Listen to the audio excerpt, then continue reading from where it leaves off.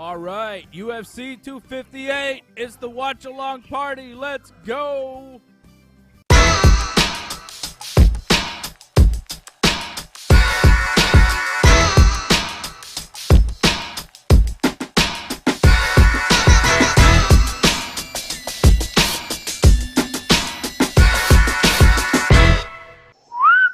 Yo, what's up, everybody? It's me, Dave, Freddie, AJ. We're in the house. It's UFC 258.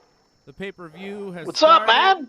We haven't seen any fights the party yet has here on begun. the main card, but yeah. What's up, boys? You guys doing well?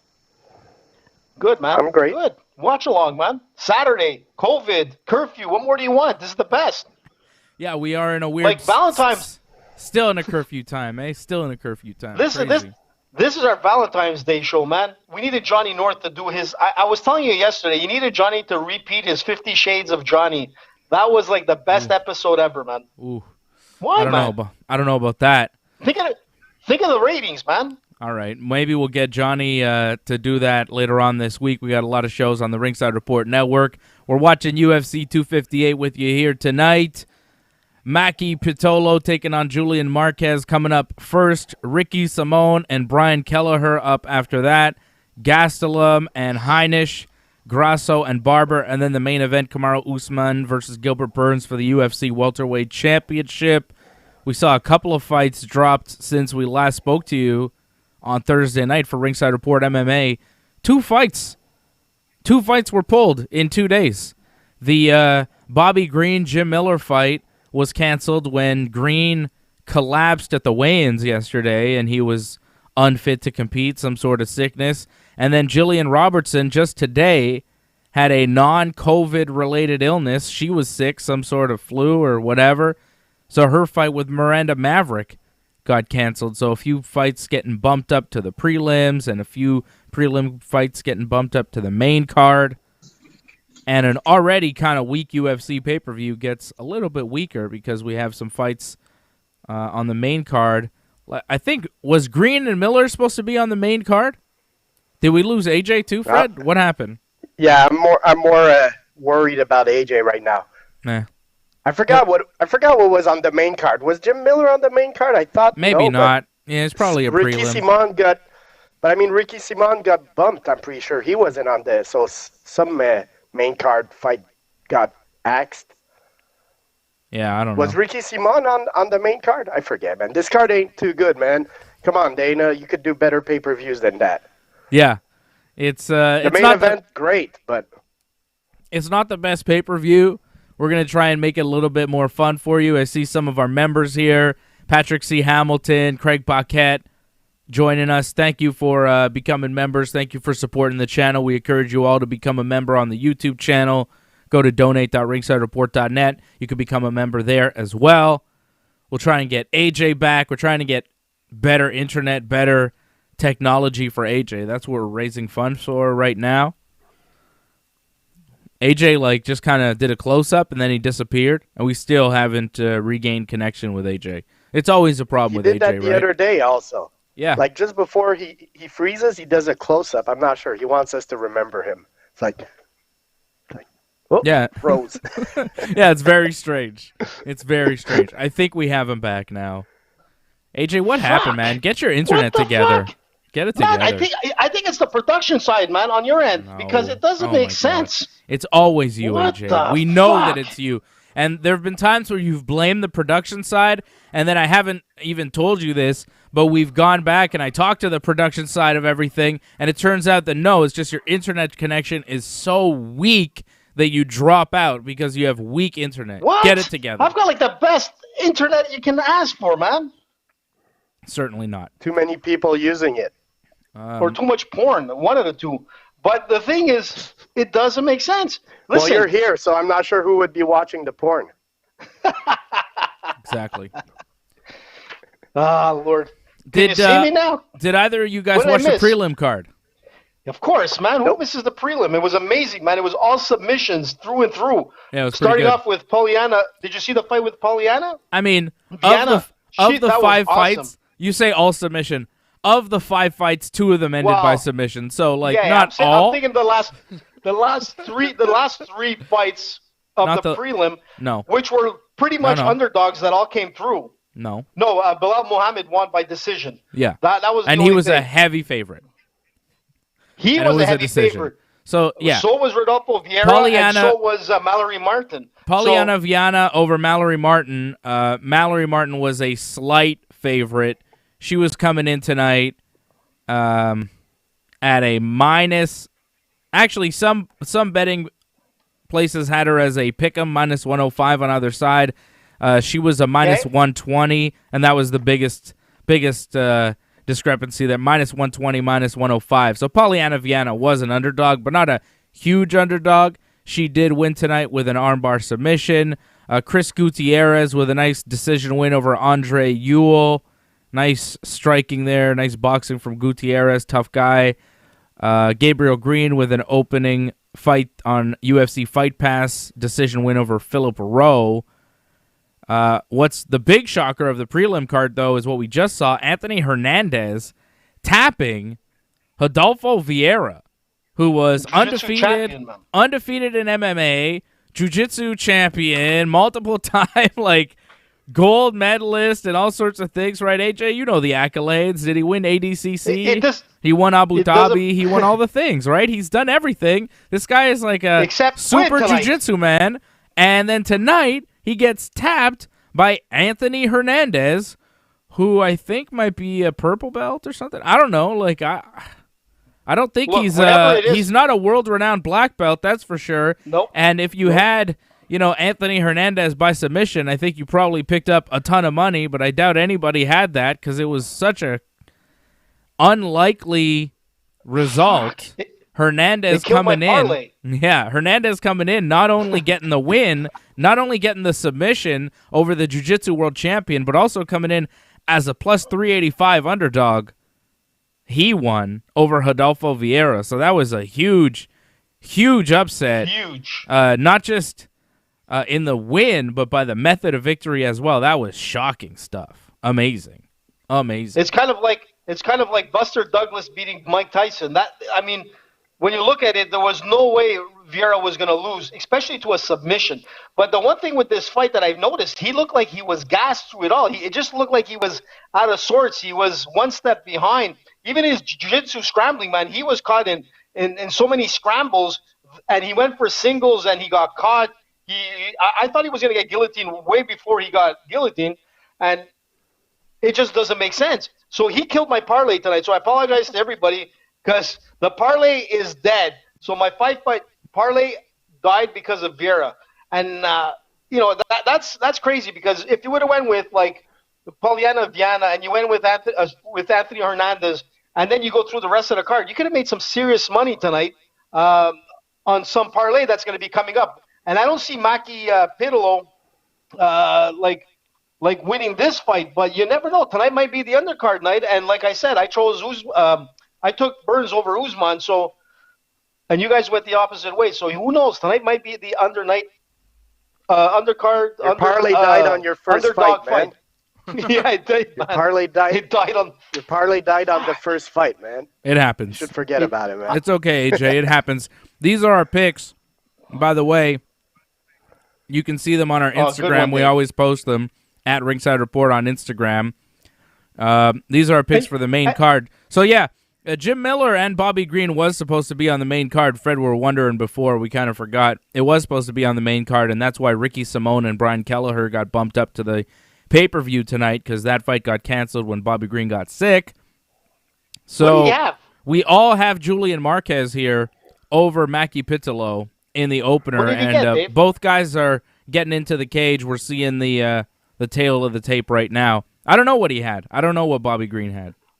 I mean, there's a couple of fights that were knocked out. I think your pick of what's her name was out. Yes. My lock of the night, Miranda Maverick and Jillian Robertson. That fight got canceled as well. So Freddie and I going with Kamaru Usman tonight. AJ's got Gilbert Burns. I'm going with Alexa Grasso in the co-main event. Freddie and AJ going with Macy Barber. We all like Kelvin Gastelum over Ian Heinisch.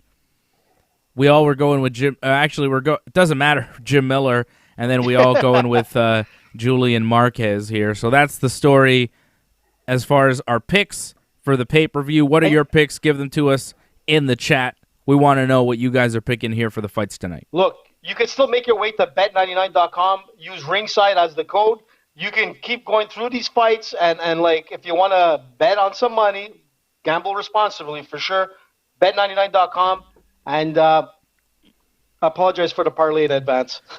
And, of course, when you go to bet99.com, go AJ, I'm just going to finish the commercial for you because you didn't, Thanks, completely do it. And when you go to bet99.com and you use the promo code Ringside, you get a matching bonus up to $600 on your first deposit, which is a pretty sweet deal. Awesome. Turn 6 into 12 real easy by signing up to bet99.com and using that promo code Ringside.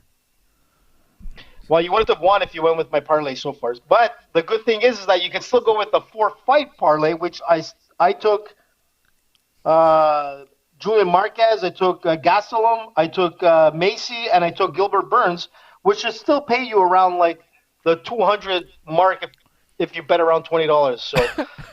That's what a method of victory, though. Because I went and chose your fight parlay earlier today, and I put $20, and it was only giving me, I think, like 80 or something like that. You were going like, $300, but you got to pick some methods also. Well, no, I didn't pick any methods. The thing is that the gambling odds change through the day. The closer you get to the fight, the odds. I don't think it was $20 for 300. Yeah, it was. Take a look. Go back to the page. Show me your ticket, man. Dave. No, it's there. Go back to the page, and you can see on the right, you can see the $20 bet, and you can see how much it pays out. I'm not doing Dave, that. go back, man. Come on, don't be like that. Mackie Piccolo coming in don't very. Don't be that big media that like censors stuff. Come on, I'm censoring you. I'm fake news. Mackie Piccolo coming in very aggressive on Julian Marquez, like very aggressive, storming him. So what time you guys are at? Big takedown. If you want to sync up with us, I'm at 4:01, 4 minutes. 3:59, 3:58, 3:57. Where are you, Fred? I got further like up. 20, I'm 20 seconds behind you. Oh, okay. Like you're on in advance. All right. Well, I got Piccolo is right now in top half guard with 3 minutes 45 seconds left in the first round. Piccolo coming in super aggressive. Got an early takedown, and now he's working some punches from top half. Julian Marquez came in as the favorite tonight. Marquez coming in minus 160, Piccolo plus 130, the underdog. Piccolo looking good early on. I told you, man, underdog night. Well, we'll see, AJ. You also picked Julian Marquez, as we all did, the favorite in this fight. So despite the fact that you told me it was underdog night, you picked the favorite in this one. But Mackie Piccolo looking really good now, and Marquez has got to be careful here. Piccolo's got a half guard, and he's threatening the rear naked choke. See, Marquez was trying to get back to his knees. Piccolo threatening the rear naked choke, which really just blocked Marquez from getting back to his knees and made him kind of go back to his back and keep taking the punishment against the fence in bottom half. Piccolo's, I think he might even have side at this point. Man. Oh, he's looking to get the back of Marquez. He's got a hook in. Marquez trying to get back to his feet, but Piccolo has a hook in on Julian Marquez. Very interesting stuff here. He's going hard. I like it. Good fight so far. Headstrong Bacon in the chat has Marquez, Simone, Gastelum, Grasso, and Usman tonight. Those are his picks. What about the Simone fight? I'm going with Simone. I got to go with my boy Ricky Simone, right? Who is he fighting again? Brian Kelleher. We didn't pick that fight because it was a prelim one, and we're just like, whatever. I think I probably picked against Ricky Simone, but I got to go with my family. Ricky Simone, minus 250, the favorite. I'm going with him to win. So we'll start. AJ, what's happening? Why'd you go all? No. AJ frozen again, or I don't know. AJ's like going all close up. What's going on with you, man? Why you keep changing your camera angle, making yourself look all weird? You know what? Damn it. What's happening? AJ's messing up. I can hear you, but you sound weird again. What's happening with AJ? Like, this is why we need this COVID stuff to go away. We need the curfew to go away so AJ can be sitting right next to me and I can control his technology, because when AJ's left up to his own devices, not too good. Can you hear me? Oh, my God. Yes. Can you hear us? Oh. That's a better question, I hear you perfectly, but the problem is... Marquez is working on a guillotine here. Come on, man. Pitolo is in trouble. He's only got one arm. Oh, no, Pitolo's out of it.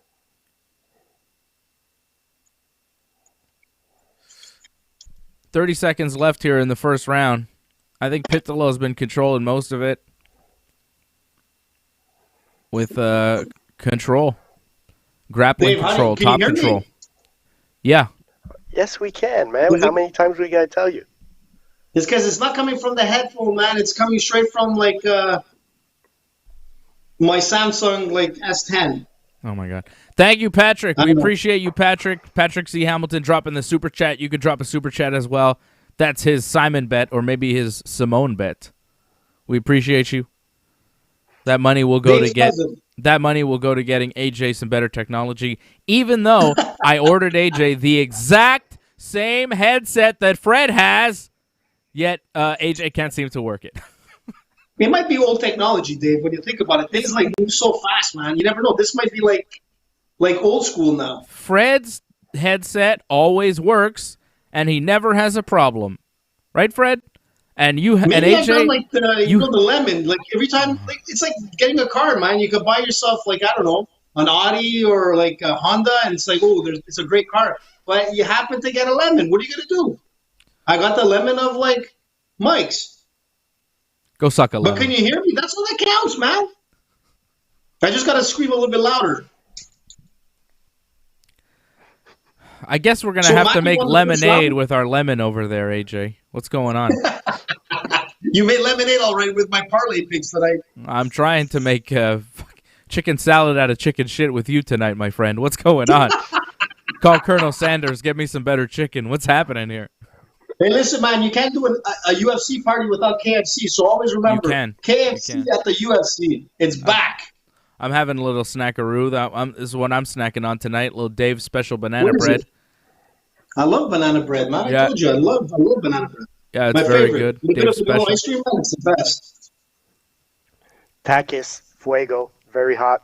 Oh, I've never had those. And last time, I think it's Jason Pete that's from Mexico. Like he was saying, yeah, man, we have them also. And then I started looking at the brand, and they're actually from Mexico. So, Viva Mexico. Marquez starting off strong in the second round. Controlling the center of the octagon, landing a couple punches. Oh, and a kick to the penis. Pitolo's hurt. Ooh, that's gotta hurt, man. Manscaped time. Little Mackie took a shot. Right to the Christmas balls. Boom. Patrick C. Hamilton's telling you to resync your Bluetooth. Patrick is trying to troubleshoot your technology for you, AJ. I tried, Patrick. I tried. Maybe you should... you know what the worst part is that I gotta, log out and then log back in for it to, pair. It doesn't make sense. Do that. Get out of here. It just doesn't make sense. Get out, because it's a long show. Well, you're not going to be... I mean, you could sound better, so log out. Goodbye, AJ. We'll see you later. Wait. No. I'm done with AJ. I mean, why... If all he has to do is disconnect to fix his Bluetooth headset thing... Why doesn't he just disconnect? I mean, we could lose him. Odds. We should have odds on whether or not he's going to come back and sound better. Because there's always the chance that he sounds the same. I'd say, minus 500 that he doesn't sound better. Heavy favorite. He's back. Let's see. Am I right? Oh, man. Oh, you do sound better. Does he sound better? Yeah, man. I sound great. Yeah. Thanks, Patrick. Patrick, where is he? Thumbs up, bud. Thumbs up. I don't even know what he did there. He's got Marquez pressed up against the cage. He's got his back. Oh, nice takedown. And he's controlling the back. He's really trying to work that back mount. That seems to be a strategy for the fight, man. Take him down, take his back, gonna choke be him out. Up 2 rounds. He's going to be up 2 rounds. Yeah, he's definitely one. He's going to be 0-2 as of yet, AJ. Yeah. Yeah, well, it doesn't look like it's going to be a good pick night. We're kind of like George St-Pierre when he does his picks. He's usually wrong. Is this one of your other 0-5 nights? Oh. Yeah, well, last week I was 4-5. What happened? Pitolo went very hard for the shot, for the takedown, and he got his head caught there in a little bit of a guillotine, and Marquez is working it, but Pitolo's turning to his back to escape. But now Pitolo has rolled and given up his back, and now Marquez has top back mount and is throwing some punches here. So, interesting little turn of events. Pitolo was in control, but he shot a little bit too hard for that takedown, got his head caught in an unsafe position, and Marquez used it to take top, and now Marquez is on top, laying in some heavy strikes. Pitolo's in real trouble now. Like, Pitolo was winning this fight. Oh! Marquez with a huge mistake. He jumped on his back, but jumped way too high. Pitolo easily just shucked him off, tossed him down, and now Pitolo's in top control. That was a really bad mistake by Marquez. He jumped on the back without having a hook. He was in complete control, and he just got overzealous there. That's a mental mistake right there. And it cost him because now he's in bottom mount. That's a mental mistake. He's in bottom mount now. And he's in big trouble. Look, if Pitolo continues like this and survives this round, he's going to win the fight because he won the first and second round, was controlling pretty much most of the third here. Ooh. Yep.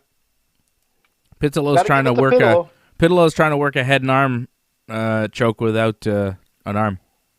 It's not going to work. He's just going to hold him there. It's not going to work. He could get the shoulder choke. Oh, but now, see, if Marquez rolled to his back, then you got the rear naked, but in top mount, it's kind of nothing. Oh, Marquez got him back into half, but 45 seconds, he's in bottom. Marquez is losing this round. Marquez is losing this fight right now, 2-0. And you know what's interesting is that you have Pitolo when he was like in turtle position and getting like punches from the top. You can feel that the guy doesn't have the hooks. It's a perfect time for you to like escape at that point, but he decides he's going to stay in a turtle position, which doesn't make any sense. There's nothing grounding you to your opponent. He's on your back for sure. He's throwing punches, but you're in a turtle position. You can feel that the hooks are not there. You could do whatever you want, man. Jump out, pop up. I don't know why he stood there and was taking those punches, but anyways. Sometimes you're tired too, though, you know? Absolutely. Even if you're tired, it's better to get out of position than to continue getting like a barrage of shots when there's nothing like locked in on you. You can feel that. You know, it's Jiu-Jitsu 101, man. Yeah. It's different, though, when strikes are involved, man. It really changes the whole game. Absolutely. It really does. But when you're covering in turtle, you can still feel the pressure on your back, and you can feel those hooks. If you don't feel that pressure, because when you don't have the hooks, you can't put a lot of pressure down. You can rain with a lot of punches, but you can feel that gap every time he's throwing that punch. That's the opportunity when you roll forward, roll out, turn, take guard, just stand. You have that opportunity to do a lot of things, but you didn't. And that can cost you the fight, especially when you've won pretty much the first 2 rounds and pretty much most of the third. But, Well, he's won the first 2 rounds for sure, right? Right. Pitolo has won the first 2 rounds. Yeah. I was going to say, I've been impressed by him the first 2 rounds. Like, he's been very good. Looks great. But now I'm looking at his record, and he lost the last 2. He has 7 losses in his career. I mean, nice performance tonight. Hopefully he moves on with another good one, but I don't know what to think of Pitolo. Like, this is the first time I really notice him. Yeah.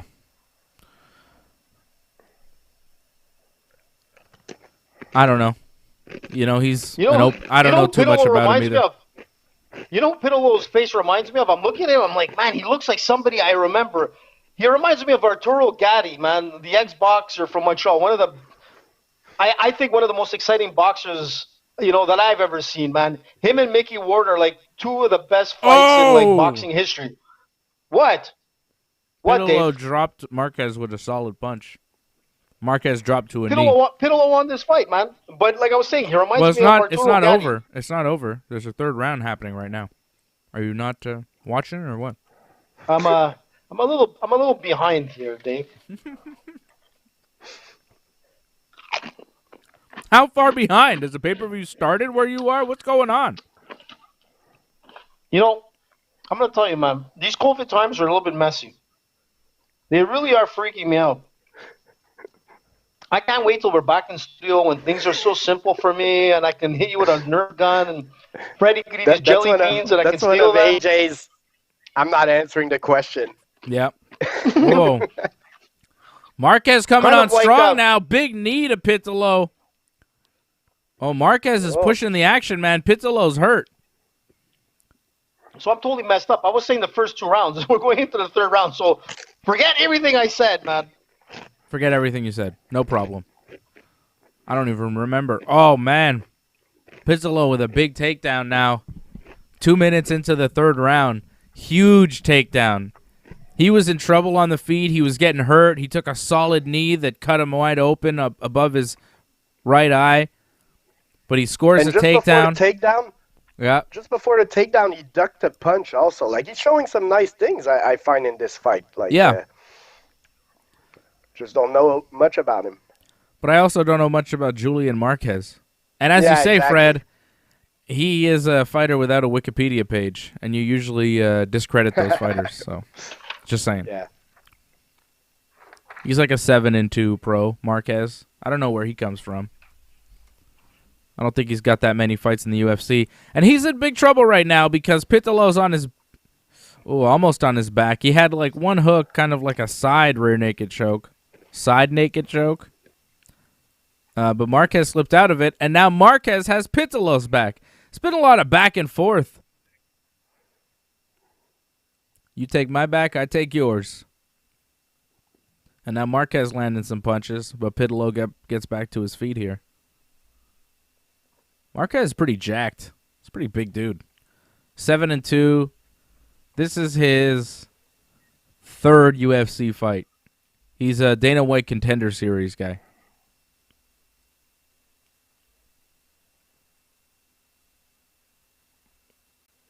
He lost to your man Alessio De Chirios in his last fight. Well, De Chirios is pretty good, man. Oh, De Chirios is the man. That head kick of Joaquin Buckley was pretty sweet. He has a lot. He did lose like 3 fights in a row before that, but I'm a De Chirios fan. Pitolo's tired a bit here, but Marquez also. Yeah. I was going to say maybe if Marquez is able to put an offense, but Pitolo now, where I'm at, has his back almost on the cage there. Well, Marquez is starting to throw some punches and some knees. Pitolo shooting for the takedown. There's a minute left here. If Marquez is going to win, he's going to have to finish it right now. He's got 50 seconds. Marquez looking for the choke again. Good shots. Oh, Marquez trying to get he's tapping. Oh my God, he tapped. What? What was that? An anaconda? What the hell was that? That wasn't a Darce. That was like an anaconda. AJ, you're the brown belt here. You're the most senior jiu-jitsu man. He tapped. Marquez comes back in the final minute, taps out Maki Pitolo in a fight that Marquez was certainly losing. Marquez comes through as the favorite. Incredible. That was an anaconda, right? Well, Good God Almighty. I'm waiting to get there. What do you think, Fred? AJ hasn't seen it yet. What do you call that? Anaconda? A Darce or an anaconda. Let me see the It was replay. kind of a dart. I mean, it was... But the Darce, you're more on the side, no? Man, they're both like gas. It's about which arm you have usually. Yeah. It was a choke. And he tapped him with less than a minute left. Marquez... Ridiculous. Was losing that fight, but he landed some good shots, hurt Pitolo, and he was working those chokes all fight long. Good scrambles. That was a hell of a fight, man. Good God. What a fight. This Marquez is a gamer, man. He did not give up. What are you calling it, AJ? I'll tell you in a sec. Are you still not there? No. I'm watching the replays. The fight's over. They're getting toweled off. This shit's long over, AJ. How far behind are you on this fight? What kind of pay-per-view feed do you have? It's like a Darce. It looked more like an anaconda. Anaconda. But just there you go. prior to that, where it all started was the knee. It was a Darsaconda. Yeah, it was reversed. But the thing is that it all started with the knee to the face, and that's what took like the wind out of his sails, man. The knee to the face brought him down. He tried to go for that single, which is basically you're giving yourself, you're giving your neck and you're giving yourself up for that fight, and that's what caught him. Which is good for us because our fight picks are working out. But that's right. That's right. Don't forget. We told you. We knew. Look, Dave, Fred, AJ picked Julian Marquez to win this fight. We knew. Never in doubt. We never doubted it for a second. Well, I was totally messed up in what round it was, but you know what? When you're looking at the fight, I mean, Pitolo was like ahead of the cards for sure. But you know what? It was a good fight. He'll fight again, but he blew it. Wow. He was gassed, man. They were both gassed. 4 minutes and 17 seconds into the third round. There was 43 seconds left in that fight that Julian Marquez was 100% losing. And old sexy Julian pulls it off.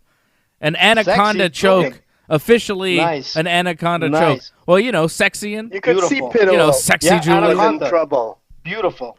Yeah, Pitolo was in trouble. Was in trouble standing just up. Before. Like yeah, exactly. He was backing up. He wasn't putting pressure no more like he was in the first two rounds. Great performance for Marquez, man. Resilient, man. You got to give it to him, like AJ would say. Beautiful. You got to give it to him. Hey, listen, man. Look what happened to Chael Sonnen with Anderson Silva. It's never over till it's over. I don't want to say it's never over till the fat lady sings because now you can't use that terminology anymore, apparently. But I'm old school. I don't give a shit.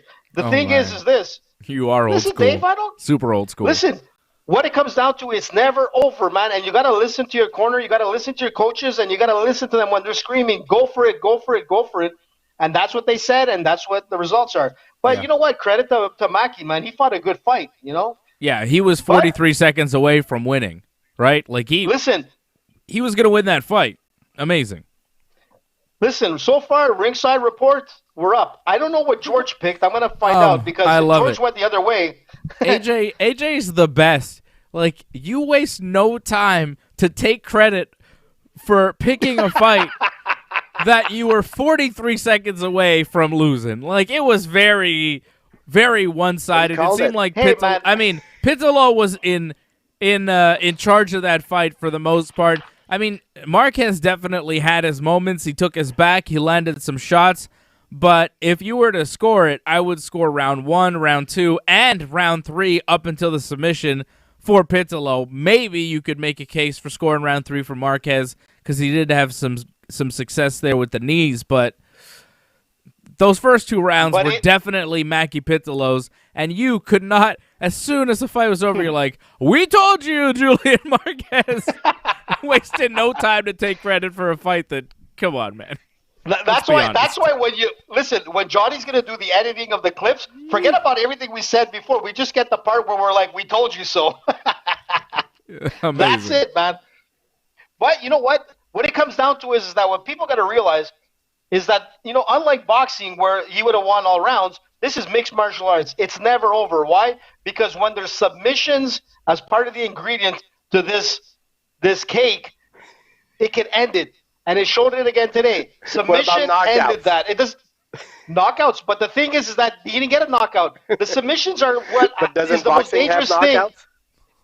They do, but when you're there's one thing with mixed martial arts. You could be tired as fuck, and as these two guys were, but if you're able to get in a submission, you get someone's neck. No matter how tired you are, you still got that strength to end it, and that's what the beauty of jiu-jitsu is. You could be on your death's door, but if you could get it in, it's over. Royce Gracie I wish I was hearing this interview, man. This guy looks hype. I don't have my sound down because Dave would be I'm listening. I got it. He's calling people out, I think. I think he just asked Miley Cyrus to be his Valentine. Ugh, you're not missing much. He's from Kansas, and he Miley says it's the loudest Cyrus, crowd will you in the be my States. Valentine? Brr. Okay. I don't know. UFC Get Loud. I think he's talking trash. I don't know what he's saying. No. There's actually some contest with UFC Get Loud. You can vote if you get like I don't know, something to do with the loudest fans of MMA. How? But there's no fans in the arena. What are you talking about? I don't know. That's what he's talking about. Like, apparently they're looking to put a fight in some state, and he wants it to go to Kansas. Like the Wizard of Oz, you know? Whoa. Click 3 times. So they're trying to get fans in arenas in Kansas to see fights? Is that what you're saying? I don't understand. I don't Fred, know. do you speak AJ? Listen, go to UFC Get Loud and they'll explain it. I heard AJ say that Kansas was a state, and I went like, you sure about that? It is. I didn't say a state. Kansas is a state. Kansas City State, yeah. No, Missouri, it's not. that's right. It is a state. Kansas is a state. No. No, Kansas is in You're Missouri. talking about Kansas City. Fred. The state of Fred. Missouri. No. There's a... I'm wrong? Okay. Yes. Very wrong. So, Kansas City is we're in from Missouri. Quebec. What do we know? And also in Kansas. There is a state of Kansas. And there is Kansas City, Kansas, and also Kansas City, Missouri. Well, that was nice of him. Missouri and Kansas are both states. Fred. You're right. What the fuck? Well, I don't know. I was missing out, man. Kansas City, man. To me, Kansas City is the real city. But, like, you know, Chiefs, Kansas even they basketball, you know, it's like a rich basketball. You never watch, like, March Madness? Yeah, for sure. Kansas is big in that, no? Kansas is a state. Oh, what's up, Jason Pete? He's like in the... Jason! Yeah. Mexico! It happens. Listen, hey, my buddy Paul once thought, he told me that New Jersey wasn't a state, and I told him that it was, and he said, well, no, I thought New Jersey was like part of New York, you know, like Brooklyn and the Bronx and New Jersey. You know, he thought it was like a... So, Fred, don't worry. You're not the only guy who doesn't know what is a state and what isn't a state. And look, if you ask the average American what, you know, anything in Canada is, they wouldn't know. So the fact that you even know what a state is... I feel like I'm going to go the AJ route and just say, like, I was right, man. Kansas City is in Missouri, so... It is, but it's also in Kansas. And I think... You know what I like? I think it's on the border. Miley Cyrus. I think Missouri and Kansas border each other, and the city of Kansas City is part of both states, I think. I may have that wrong. I'm not sure about that one. Do Missouri I see Kansas. Do Missouri and Kansas border each other? But Hedstrom is there. He's from the States. He'll be able to tell you. We needed an Kansas American. is next to Oklahoma. It's next to Colorado, next to Nebraska. It's next to Missouri. You're right. So I think Kansas City, Kansas, and Kansas City, Missouri are possibly the same city, but in two different states? Dave. John Hedstrom is on, and John is from Florida. Ontario. He'll know this. Makes no sense. He'll know, man. Ask him. Plus, he gave us $6.99. John Hedstrom, man. Shout out to John Hedstrom. Thank you for supporting on the Super Chat. Do I have that right? He's from Florida. I know that there's a Kansas City. I know there's a Kansas City in both states, but is it the same Kansas City that is just like on the border and stretches, and it's Kansas City, Missouri, and Kansas City, Kansas? But if you're a resident, like it's not far, like it's all the same place. You know what I mean? I'm not sure, man. I'm looking at a map, and it's confusing. You can't spell Kansas without ass. I love that. You can. Well, I guess you can't. Well, you could. Well, no. But the Kansas City Chiefs, man. But then you'd be misspelling it. Tampa right? Bay, man. Yeah, Brady. exactly. Brady. Okay, so Kansas City, Missouri is a different city than Kansas City, Kansas, apparently. That's what we're getting from the official Ringside Report production team. But I don't confusing. know. They know what they're talking about. It's very confusing. Well, and the Wizard of Oz took place in Kansas, right? Don't get me started on what Holland is and what the Netherlands. Like, do you guys know what's Holland and what's the Netherlands? Holland has tulips, And Netherlands has like many like massage parlors and like strip joints. That I know. La Anything in Mula. Amsterdam and La both. Would you rather Mula. have tulips?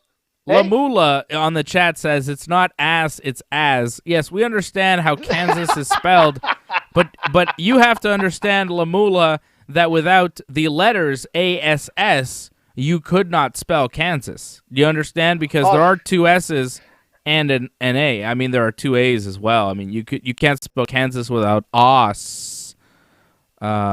But anyways, and he also, we're gonna get to UFC soon. They also want us to talk about the UFC, and like, yeah, we're gonna talk about the UFC if there was some UFC fights to talk about. But the fight happened; it was awesome. We were talking about it, but now we're in between fights. We're waiting. They're showing graphics for the next couple of fight cards. The next pay-per-view has Jan Blachowicz versus Israel Adesanya, Amanda Nunes versus Megan Anderson, and Aljamain Sterling versus Peter Yan.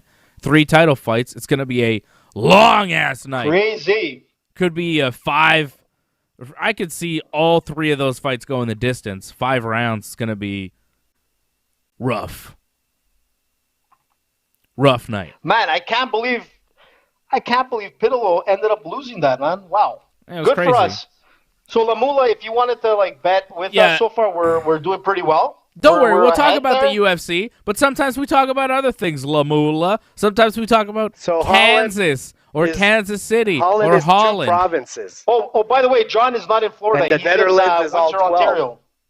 Oh, don't ask me why, Sorry, John. But that's what I'm reading. Hold on, AJ. Thank you for the information on John and where he's living. But Fred, tell me about Holland and what Holland is and what is the Netherlands. The Netherlands is the country, and Holland is like an area in the Netherlands, right? Yeah, it's 2 Jason of the said 12 exactly provinces, what I said. I think. Noord and Zuid Holland. Those are and 2 Amsterdam provinces. is in Holland, right? I mean, now you're asking me too much, bro. I believe the city I'm of the guy Amsterdam is in the province of Holland. I do believe that.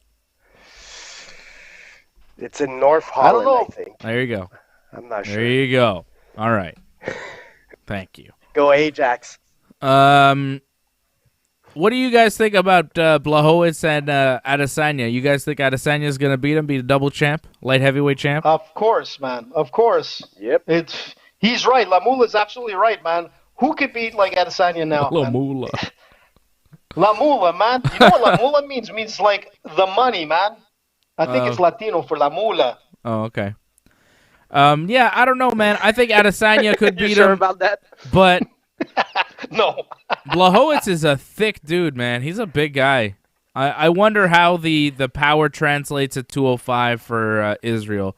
Going up a weight division is always a question mark. You never know. I think Israel can do it, but I want to see that fight. I really want to see that fight, and I'm not certain. I'm not certain. Blachowicz looked pretty good in his last fight. He smashed Dominic Reyes. Like, he bashed him to pieces, and he came in as the underdog in that one. I think people are sleeping on Jan Blachowicz a little bit. Guy's a beast. I mean, Dominic Reyes went 5 rounds with John with Jones. His magic rope. You know what I mean? Dominic Reyes, he went 5 rounds with the greatest ever, and some people, like AJ, thought he won. And then in his very next fight, he got absolutely starched in the first round by Jan Blachowicz. So, yep. Well, I told you why. It's because of that rope, man. He has that whole superstition with his magic rope, and it paid off, man. If people don't know what I'm talking about, Google it. Google the magic rope, and it'll tell you the whole story on how he has this ritual with this rope, and ever since he's got this rope, well, it has someone else's name on it, unfortunately, but yeah, ever since he's had that rope, I mean, if you just Google magic rope, I'm not sure it's going to get you to where you want to get. Yeah, you're right. Yeah, Freddie, you're right. I'll try it. Magic rope. Magic rope? Check. Yeah, magic rope doesn't send me to anything about Jan Blachowicz. And even if you Google magic rope Jan, it doesn't bring you anything about Jan Blachowicz. What? Sure it does. It's got But if you Google his whole name, there are a couple stories about it. Then you get it. Mm-hmm. And La Mula does mean money, but from what I'm reading in French, it's from this rapper named Booba. But I partied with Booba, man. I'm old. Booba's? Freddie, I partied with Booba, man. You way farted back. with I Booba? like that song. Yeah. I like that song that GSP used once from him. That was a good entrance song. Yes, Man, Jason, I'm it telling is you, the rope. That Booba is wild. The rope, the What? magic rope, is a rope that Jan Blachowicz found a man who had hung himself in the forest, and he took the rope. Or he, took the man down, but the guy was dead. And then the people And that, he kept the rope? He kept the rope for some reason, and he thinks that the rope is magic. It's crazy. And AJ believes it. That's AJ's a little like, yeah. creepy. That's Yeah, a little it's super creepy. creepy. Listen, man, Italians, man, we're very superstitious. Are you joking? Come on. You think we it carry those horns Malocchio? and those peppers for no real? What Yeah. is it? Malocchio. Yeah. It means the evil eye, man. I'm going to put it on you. Don't do that, Dave. Don't do that shit. Don't, I we're put it friends, on man. you. Equivalent What is of that? Santa Muerte? Pretty much. Santeria? No, it's Santa like Muerte. some, yeah. It's like some, I think it's Mexican, or something like that. It's like they give you a curse of death or whatever. Well, Isn't it's doing well isn't for, it a kiss? Jan, Isn't man. it a kiss of death? Don't they kiss you in the face and it's like, oh, you're gonna die or something? Wasn't there something like that? Or was that Mula just wants to Fat know who Tony on The Booba is. Simpsons? Don't mess with Fat Tony, man. Man, Fat Tony on Anybody The who's named Simpsons is Fat the Tony- best. Listen, there's a lot of Fat Tonys in the area that I grew up with. Muscles Marco, Fat Tony, Skinny Ricky, you name it. But just to go back to Mula, AJ, he wants to know who Booba is. Booba is like this rap artist in France, man. He's like, and you know me, I'm not into rap, but somehow or another I got stuck going to this party with Booba. It's a long story short. I ended up going on stage with him, and people thought I was his manager because I was wearing a suit. I didn't know where the fuck I was going. But anyways, they invited me, and I went, and I partied like a rock star, man. It was ridiculous. Not knowing any Booba? French rap or anything. Booba, man, Booba. I've never When I tell heard people of I party Booba. with Booba, they're like, GSP "Oh, used what? one of That's his songs impossible." once Really? for an entrance. Yeah. That's a Booba too, man. Pamela Is he Anderson. like the France version of Bad Bunny? You guys know about Bad Bunny? No. I think he's more like 50 cents of France, Oh, okay. minus a quarter. Okay. Okay, so That my makes him man, a quarter. my cousin Ricky Simone is coming down to the Octagon. He's taking his jacket off. I didn't go to France. He came to Montreal. He came to perform in Montreal, and long story short, I ended up being part of that entourage, and it was like crazy, man. Because I'm into AC/DC, and I'm into the Rolling Stones, all stuff that Dave doesn't like. Dave would have went perfectly well with Booba. I know it, but they sent me, and I had a good time, man. I freaked them out a few times, but he was a really cool guy. Patrick C. Hamilton makes a good point. He says that we had a guest a few weeks ago, Justin, who was calling you Tony. Yeah. Right? He was calling you Tony. Yeah. Now, on this That's show, true. you have insisted that we call you AJ. And I know that Well, that's some my name, people... man. Right. So some people call you Anthony, some people call you AJ, some people call you Yep. Tony, and I'm sure some people call you Squigs.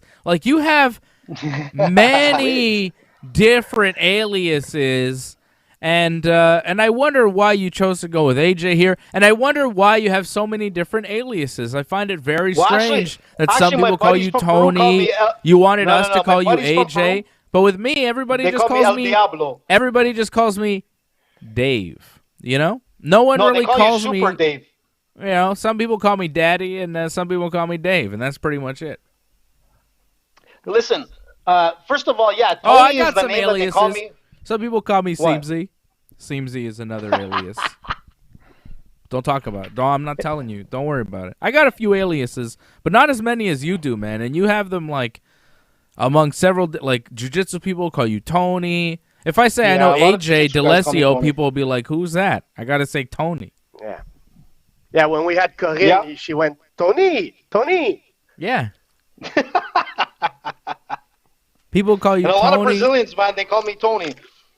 Well, 'cause, Very Yeah, suspicious. my name is Anthony, right? Anthony Jr. I know a Tony, so but he's AJ, Croatian. He spells it with an I at the end.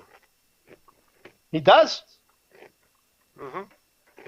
We need to get him and a guy named Tone, and then with AJ, together.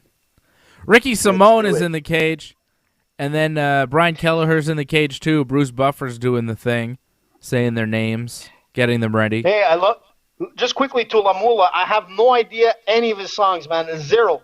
But I do have a poster that he autographed for me in the whole 9 yards. I can show you next week. That's about as far as it goes. But him and his troupe were pretty cool, man. And I was actually with, what was his name? Bad News Brown, who passed away. He was part of that show. He was awesome. Like Bad News Allen, the wrestler? Oh, or Bad News Brown, the rapper. Yeah, but the guy, he ended up the guy who used to play the, is he the guy who used to play accordion, the harmonica? Harmonica, exactly. That's Yeah. I remember him. He was like a great Montreal rapper. He died. How did he die? Oh, they man, Ricky Simone. Something. My man, Ricky Simone with an early takedown. Early. Less than 20 seconds into the fight, he's got Kelleher down in the middle of the octagon.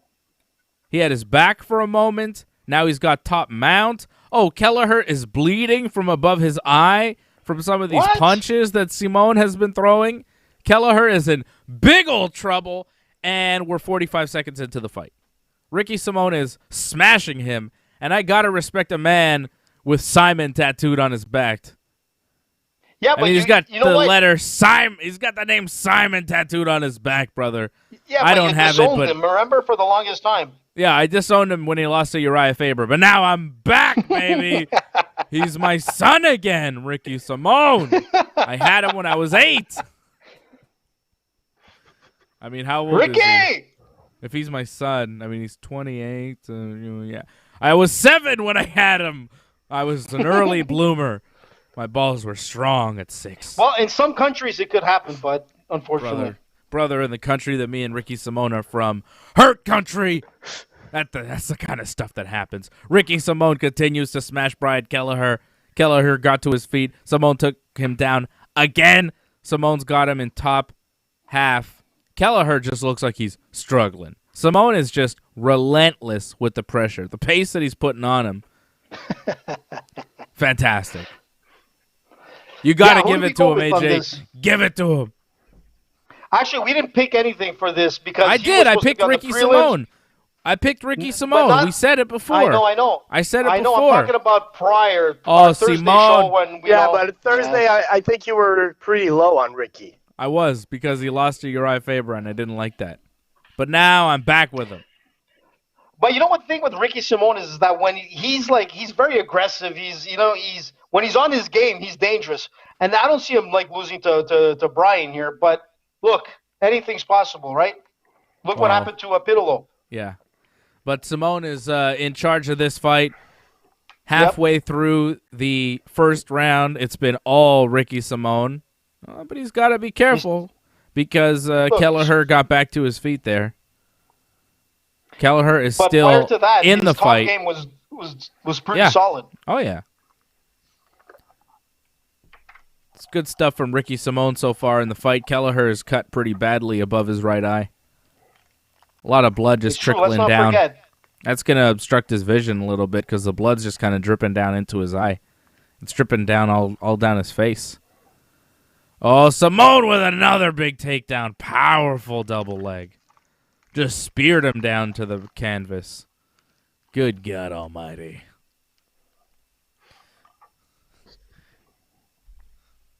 Lamula, who was on the chat earlier telling us to just talk UFC, in the middle of a fight, is mentioning and recommending us to not forget to get something for our lady for Valentine's Day, which I find hilarious considering it's February 13th at 11 p.m. If you haven't figured something out for your lady for Valentine's Day, you're slipping because you got an hour before the day.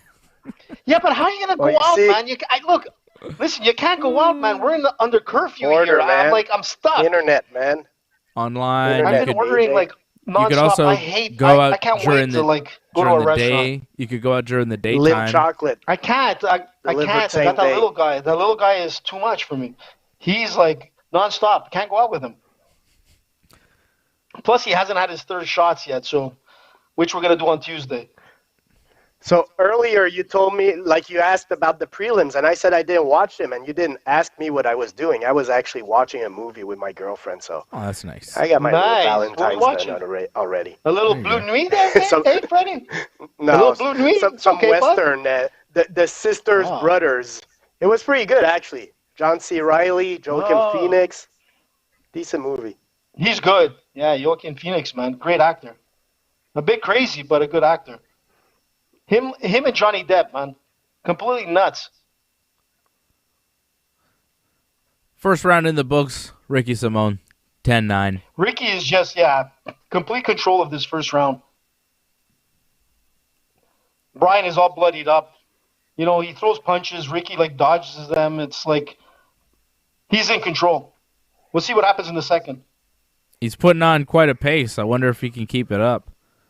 That's I a think hell of he a can. He pace looks- to keep up for 3 rounds, man. I don't know. Man, he's not slowing down, and he has no indication of gassing at this point. Not yet. We'll see. Well, that cut is nasty on Kelleher. How did he get that? They're going to show it? I want to see the replay. What happened It happened exactly? early. So. It Yeah, happened boss. really early, but I don't know. Was it an elbow? Was it? Oh, yeah, maybe like a forearm shot there on a hammer fist. I don't know. Was it an elbow?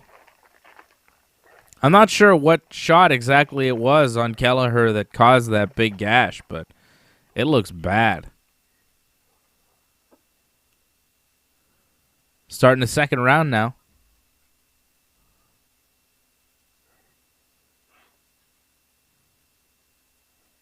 I like how Ricky Simone fights, man. Super aggressive. He's a fun fighter to watch. Yeah. Oh! Kelleher with a nice crane kick. He smacked Simone with that thing.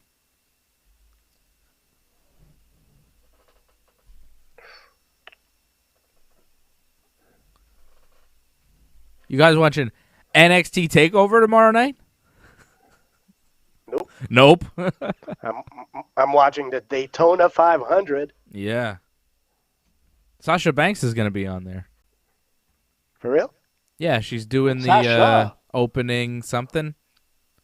The flag, maybe. Gentlemen, start your engines. What is Sasha Banks doing at that thing? Sasha Banks will be the honorary starter for the race. Is that the person that says, she'll be- gentlemen, start your engine? Exactly. Oh, that's cool. The boss! So there you go, Fred. You get to see the SmackDown Women's Champion Well, what at the Daytona what's the 500 name of the tomorrow. guy? What's the name of the guy that went to school or did wrestling with Mick Foley, and he's a comedian there? The fat Kevin guy, James. Paul Blart. Kevin James. Yeah. Well, he did the best start ever in NASCAR. Like, he just went crazy once. Oh, It yeah? was hilarious. He also did the best UFC movie ever, him and Boss Rutan, where he was like Best ever, a man. teacher who played a fighter. I mean, I don't know if it's the Here best Comes the UFC Boom. movie. Is that Here Comes Why, the it Boom. was. I mean, maybe. It was awesome, man. Maybe. Krzysztof Sozinski was in that movie, I remember. Remember him? The Polish Experiment, Krzysztof Sozinski, former Oh, UFC yeah, fighter. the Polish Experiment. Yeah. Yeah. Canadian guy. From Winnipeg, I think. Good guy. Everybody was in it pretty much. Yeah, but Sozinski, I think, was like the main bad guy for Kevin James in that movie. Kevin James was the UFC, like, he was a UFC fighter. It was, not great. I don't remember it. I think I saw it. Here Comes the Boom, but Oh, I've definitely seen it. That was with I Henry like Winkler. Yes. I like the ones there. Which are the ones? There's two of them with Adam Sandler, Chris Rock, and what's his name there? Rob Schneider. I mean, every Rob Adam Schneider, Sandler like, movie. Awesome. Yeah. Well, they did Friends. Yeah, it's something. like I forget Family what it's Day, called. Vacation, Family Vacation, something. I don't know. What's happening know- with the fight, guys? I know I'm what having you're talking technical about. Issues. Ricky Simone just landed a takedown. He's been in control of this round so far. Not landing a ton, but still staying active. He just got a takedown on Kelleher, and he's got top, kind of side, like Kelleher's kind of half turtled up against the fence. Simone has got a body lock on him. Throwing some knees. Grown-ups. That's the movie. Grown-ups, there you go. Throwing some knees to his thigh. Kelleher back up to his feet. This is what I'm saying. Like, Simone doesn't seem to have the same pep as he did in the first round. It's not the same level of output. It's not the same intensity. It's not the same pace because you can't keep up that pace for 3 rounds. You can't. He was putting up a pace that was finish. It was like finish, finish, finish. And it was very aggressive and it was very effective. And he's still in control, but you could see he slowed down. AJ didn't believe that he'd slow down. But AJ's not watching this fight because he's having more technical difficulties. AJ don't know what's going on. I think he's gonna be up 2 rounds and he's in control. Yeah. Like Kelleher had a couple of decent moments, but other than that, this fight has been all Simone. Yeah. But you can see, like, in the second round, he's not as... Like, he doesn't have that same, like, quick step, you know? He's a little bit slower.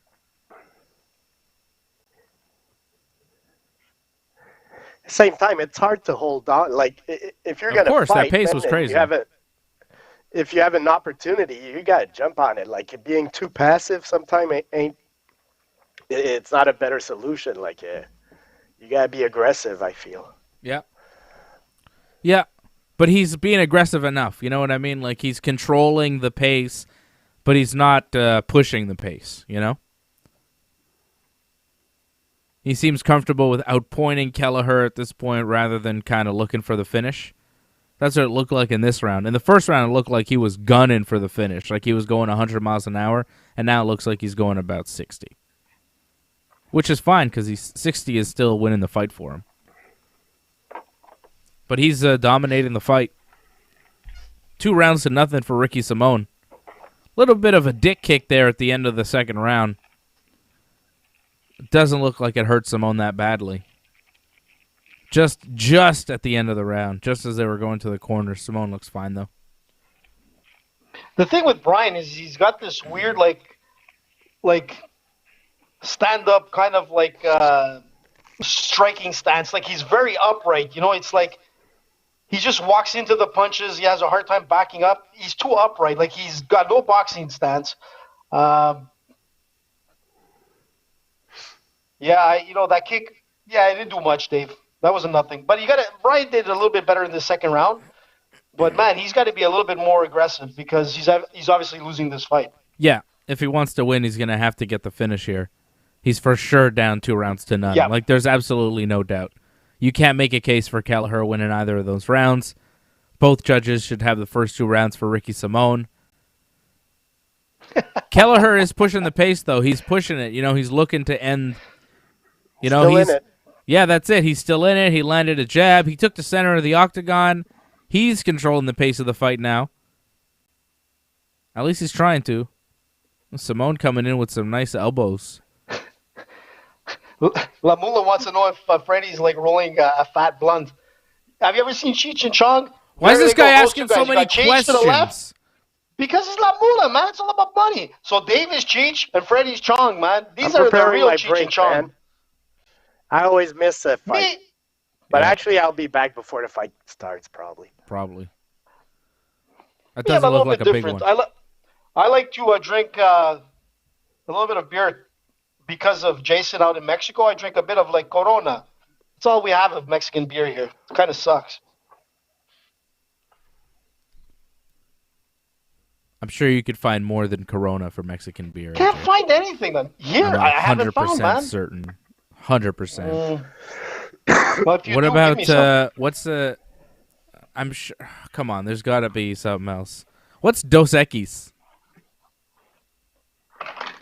Who? What is it? Some like. Is that Mexican? Dos Equis. Remember that was like a thing. Sounds Greek. Oh man, Dos Equis. That was a beer, Is that wasn't it? the most interesting guy? No. Yeah, wasn't it? Guy? Yeah, is Dos Equis a Mexican beer? It is a Mexican beer. What's the beer that? Oh, it's Modelo or something like The that. most that's interesting Steve man in the Cologne's. world. You know that guy, Dos Equis. That Dos Equis guy. Dos Equis guy. Never heard of him. Yeah, AJ. You know the commercials. Is the most interesting man in the world. I don't drink beer, but when I do, I drink Dos Equis. You know that guy. I don't have Dos Equis. I like the Dos try it. Equis, bro. Didn't you see the commercial? You can't pronounce anything. No, man, I haven't seen the commercial. The only thing I've seen as commercial today is Proper 12 with Connor coming out, which was a cool. Man. I've Everybody never seen saw it, those man. commercials. So Kelleher They is ruined it down. when they changed the actor. Kelleher is down in bottom half, but he's working on a Kimura. He's trying to work a Kimura on Ricky Simone here, but he's in bottom half and he's pressed against the cage. I don't think he's going to get it. Simone is working his way out of it and looking to reverse it into a Kimura of his own. I don't understand how AJ didn't see those Dos Equis commercials. The most interesting man in the world. Never seen it.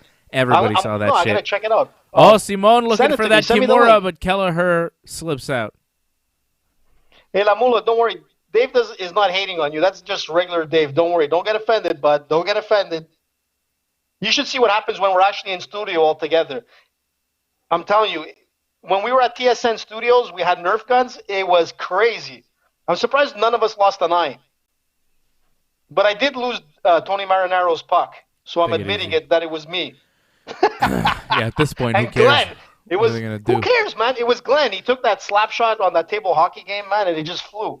Yeah, at this Where point, that puck went, no one knows. I'm banned anyways. What are they gonna do? Come and get me. Oh man, Like our Simone, children. he's got the back, and he's sorry, Fred, but Simone is doing one of my favorite techniques: knees to the butt, butt knees. Sorry, Shit, Fred. that hurts, man. Don't you were kid talking yourself. about you were talking about our children. I was talking about butt knees. I was gonna say our children are gonna know what radio is, but you know what? Our children's children, they might not know it, but our children's children might go like, "What the heck is radio, man? Yeah. Don't stay in radio, man." Yeah. Well, I'm out of it. I'm completely out of it. And you know what? La Mula, I'm with you. I don't hate you. I love you, La Mula. All right. I love you, La Listen, Mula. and you know what? Dave was the first guy that came up to me when we were at TSN Studios, and I remember Dave was saying, "Oh, like radio is dead," and like he wanted to get into YouTube and all that kind of stuff. I'm old school, and I'm like, "No way, man! I listen to radio all the time." Now you can't listen to shit because podcast is the new radio. You're just old, AJ. You're just old. No. But you know what? Going on podcasts, other than listening to RingsideReport.net and Joe Rogan, I've picked up some really great shows, ghost story shows, and you name it, all kinds. Our buddy Wally is Money to Burn. So if you want to get a good podcast, Money to Burn, I listen to his stuff. It's amazing.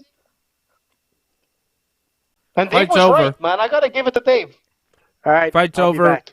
Ricky Simone definitely won a unanimous decision. I'm giving it all 3 rounds, 30-27. Domination, I mean, it's great definitely not a performance. fight of the night. It's not a fight of the night so far, but it was a good fight. I think that last fight was fight of the night.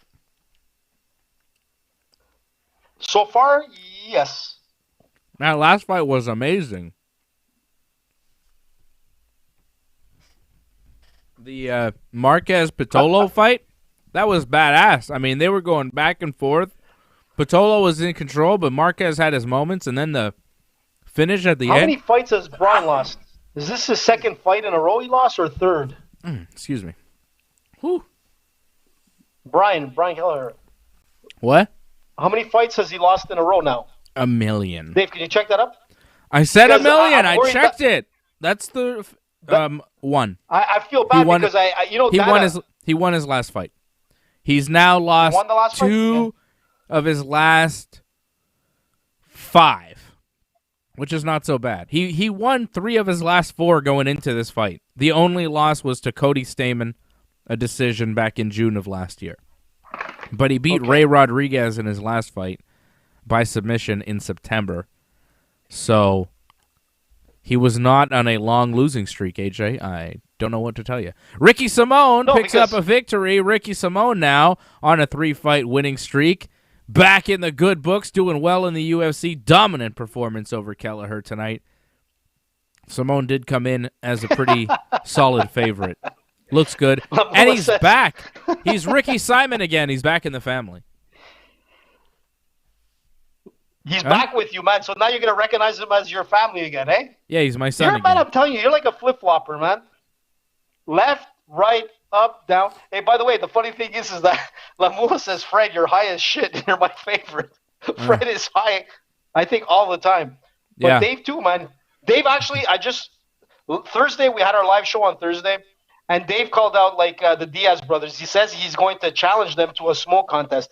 Him and Fred are going to kill them. So I actually sent out the message to the Diaz brothers for the challenge. I asked Johnny to give me the clip. So I don't know if Johnny got me the clip because I want to send it to them. And, man, that'll be awesome if they answer back. Bring it. Bring it, Nick and Nate. Me and Fred will outsmoke you. We'll smoke you under the table. We'll send you up in smoke, okay? We'll be Willie Nelson. You'll be Snoop Dogg. You understand?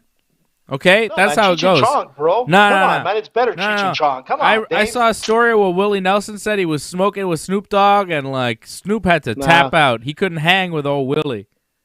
All right? No, I don't smoke. He couldn't hang with old Willie. And Freddie and I, we're old school, baby. We're outlaws. You see my Waylon Jennings shirt? I'm not messing around, baby. Freddie and I would outsmoke the Diaz brothers. Yeah, well, that's it. I sent the message to them. I hope it works out. We would make them give us private jiu-jitsu lessons and teach us their cool jiu-jitsu tricks. Because I'm sure they got some cool tricks. I don't smoke up. No, I don't. I'm clean as a whistle, man. Mm-hmm. I have my coffee a la vida, and that's about it, man. Me too. I'm old school. I'm not doing anything tonight. Completely clean, not partying at all. I'm just eating this little snack over here, this little banana bread, which is just a normal piece of banana bread. I love banana bread, my favorite. It makes me feel really good though. Does it? When I eat it, I feel Who so makes good. It? I do. Wow, good for you. I make it myself. You got chocolate chip in there? Yep. You do? Wow, yep. Fancy. Yep, I make the butter myself too. Schmancy. Homemade butter, special butter that I make myself. I got my, so just to show you, Mool, I got my KFC for the UFC. That's a tradition. KFC for the UFC. We've been doing this way back. That's weird. So every time I really go crazy for junk food. KFC at the UFC, man. Come on, Dave. My first show with you was exactly that. I brought a bucket of chicken. You remember that? Yeah, I know. I wish you'd still bring me chicken. Well, we can't. It was the only time you brought me chicken. Studio, first time you came over for like a big UFC party, you brought chicken, and then you come over like a bunch of times afterwards for UFC parties. You never bring chicken. Where's the chicken? No, man. Listen, man. Don't forget at TSN. We got catered. We got catered by Alto Pizza. We got catered by like all kinds of people, man. We got all kinds of food. You name it, man. Bistro Amerigo. They brought us amazing food. Remember the food that we had? We had octopus. We had like pasta. Yeah. We had like. So how come you're not getting me catered right now, man? Cater me. Listen, man. Once we're back in studio, we're gonna have a party. We didn't do our summer party. We didn't do our Christmas party. We didn't do our Universe Network party, which is always awesome when everybody comes from all over to the studios. Which right now we're not at TSN Studios anymore. We'll have to figure out what we're going to do. Don't worry, we got locations. People are lining up for that. They are, man. They want us to show up, man, and we're going to bring the party. So we're going to give you the dates. Jason, you get your ticket ready. My buddy Marty in Spain. La Mula, I don't know where you're from. You know, John, I know, is in Windsor. We're going to give you the Uncle Benny's wine. We'll be there. I'll even bring Uncle Benny himself. My Uncle Benny. He's a grill master, man, and no joke. Uncle Benny's got some good wine. I like that wine, man. He used to come over and bring me wine. He brought me, Dave. He brought me the new case not too long ago, man. He brought his new collection. It's awesome. Man, is it good? Uncle Benny knows how to make wine. Yeah. Listen, man, we had the guy from the Garde Manger, the chef that took a actually took almost a full bottle of Uncle Benny's wine, and he's like a top chef here in Montreal, and he was going crazy for Uncle Benny's wine. That's when we did the interview with Olivier Aubin-Mercier. Poor Olivier, man. He didn't know what he was getting himself into when he came to our studio. I shot him with a Nerf gun. We did all kinds of shit. Dave, I don't know what the hell happened. It was a disaster. Usman looking really sharp in that tuxedo. Looking sharp. Was he wearing a bow tie? Who's that? Kamaru Usman. I think he's wearing a bow tie. Are you even watching the fights, AJ? Usman. What's going on over there? No, I am, but I'm looking at Blades versus Lewis, the breakdown, and that's where I am. Mm-hmm. Chuck Hughes. Man, Chuck Hughes. Who's that? That I know guy Matt is Hughes. awesome. He's one of the best. Yeah, Matt Hughes. I met Matt Hughes. Huge. A lot bigger than I thought he would be. I met Chuck Hughes, the best chef in the world, man. He's the master chef. Okay. What about him? You don't know Why who are we Chuck talking Hughes, about man? him? No. Because Jason brought it up all the way in Mexico. He knows. Bro, I man. don't eat fancy, Chuck man. Hughes. All right, I eat McDonald's, man. I'm not trying to eat fancy. All right. Dude, you can be fancy for I don't Valentine's go out Day to with fancy McDonald's. restaurants, Cool. man. I don't go out to fancy restaurants, bro. I make my own Why not, fajitas and man? shit. I made some tremendous fajitas tonight, bro. Great dinner, so good. I don't know about that. I don't know about that all that stuff. I don't know about fancy restaurants and world-renowned chefs. Listen, man. Listen. Once things are back to normal, we're gonna do two things. We're gonna go to Alto's Pizza because This isn't the make Joe Rogan show where we talk about our rich guy things that we do. You know what I mean? We don't have rich guy things that we do. That's not how it works over here. Not yet. You hear Joe it will Rogan talk happen, about man. that kind of stuff, you know, like the crazy cars he's buying and Yeah, but Joe fucking Rogan's making $100 guns million a year, man. yeah, I know, but it's just like you know, I don't know about that stuff, man. You ruined it on Thursday by calling him out. So there goes Oh, he our was saying dumb chance to have shit. Rogan say, yeah, but there goes our chance for Rogan to mention our show. It wasn't me, by the way, Mr. Rogan. It wasn't Freddie. It was Dave. And in the end, Dave actually said something good because I said that Joe Rogan was probably one of the best comedians I've ever seen, hands down. Like honestly, he's up there on my top 3. And I Joe said he Rogan's was there. Yeah, and I said he And wasn't Freddie in my too. top 10. Man, because you've never seen this guy live, man. Joe Yeah, I Rogan don't live need is to. like unbelievable.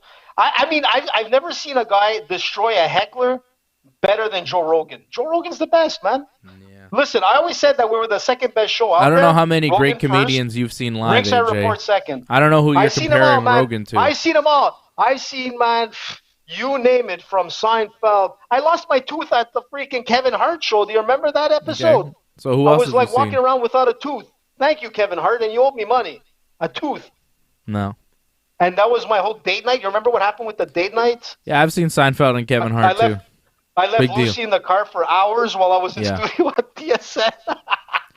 I gave her the keys to at least warm up in the car. Yeah, Jason You know, Pete come on, says man. Bill Burr is the best. Yeah, Bill Burr over Joe Rogan all day. Bill Burr is, he's in my top 5 for sure. Bill Burr is great. Yeah. Come on, man. Not like Joe Rogan, man. No. Man, I see so many guys. It's crazy. Yeah. Who I like to follow right now is Massimo. I don't know if you've seen Massimo. Nobody probably knows who Massimo is, but Massimo follows us on Instagram, and he does great clips, man. He's a Montreal comedian. Check him out, Massimo. Awesome, man. I Super, still say, super and I funny. know I said it on Thursday, but again, like, you know, I know he's a horrible man, and he's in prison for multiple rapes, and he's like a shitty human being.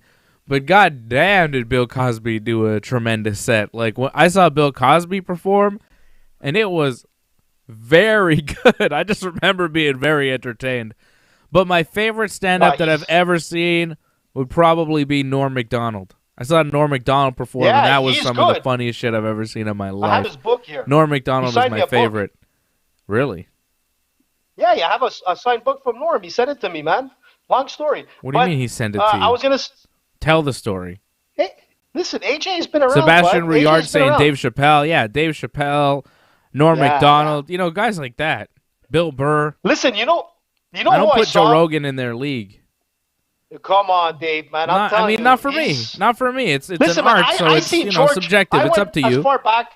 I saw George Burns, man. I saw George Burns live, man. The only comedian you saw him. that He says was, is that I'm a when you stand-up first saw comedian George that Burns, needs a chair. he was 38 years old.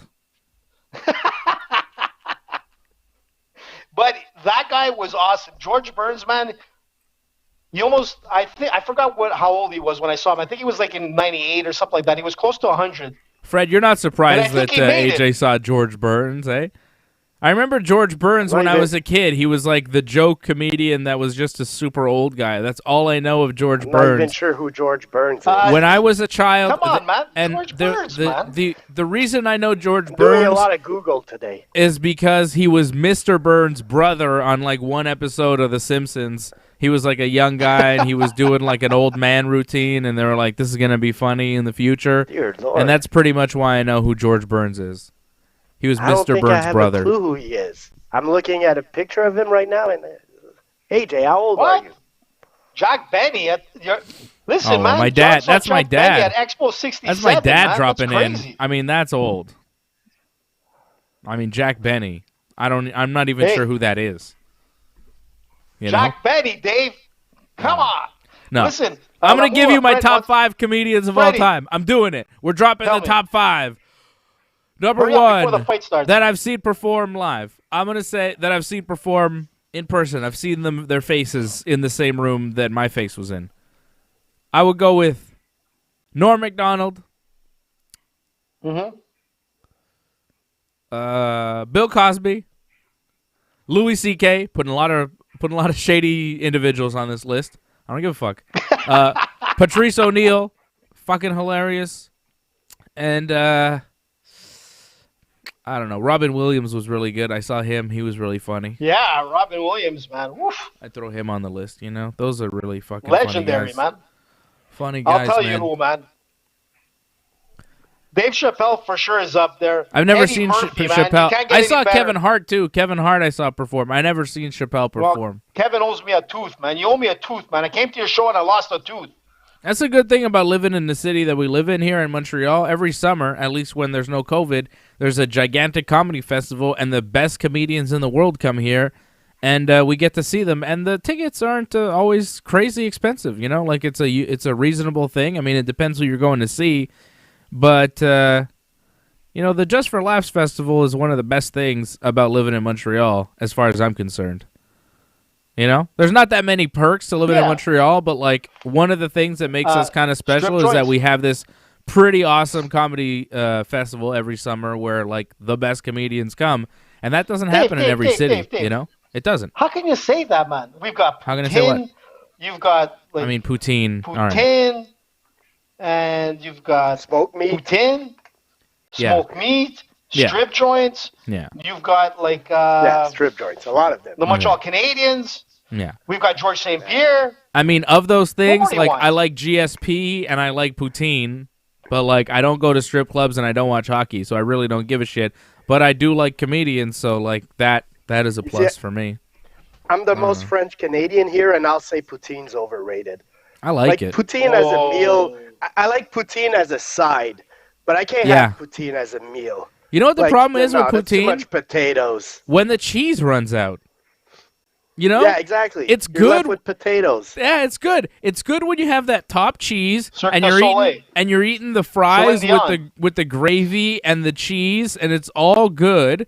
But then once the cheese is gone, you're just left with these soggy ass gravy fries, and at that point you're just so sick of eating fries. And that's the shittiest point of the poutine, when there's no more cheese. They got to figure out a way to put cheese at the bottom, too. That's what they need to do. They need to put a bottom layer of cheese, fries, gravy, top layer of cheese. That's how you fix the poutine problem. That's how you get people to eat more poutines. Because, honestly, I don't order poutines because once you get through that top layer of cheese, fries, and gravy, and you're just left with fries and gravy and there's no more cheese... No. Bullshit. I got it solved for you. I got it solved for you. Poutine. Go to the Orange Julep. Orange Julep, the best poutine. Now, Benny does it with like a large bowl, so it's not very deep. So you know you got like a lot of cheese on it. Benny poutine. Plus they use barbecue sauce, much better than the brown sauce. Kelvin Gastelum and Ian Heinisch are 30 seconds into their fight. Gastelum with a nice takedown, but Heinisch is gripping a Kimura here. Early in the fight, Gastelum is in big trouble. This is a high-angle Kimura. He's going to have to muscle out of this. Heinisch has a decent grip. He's got him in half guard. Oh, Gastelum he was in deeper trouble. Now he's managed to lower his arm. But Gastelum is not out of it unless he can pass, and he does. He passes through the half. Nice. And now he's got the back of Heinisch. Gastelum was in some trouble there with that Kimura. He had an extended straight arm, and it was up high there. I wouldn't be surprised if Gastelum's shoulder got jacked up a little bit doing that. But he survived, and now he's in control.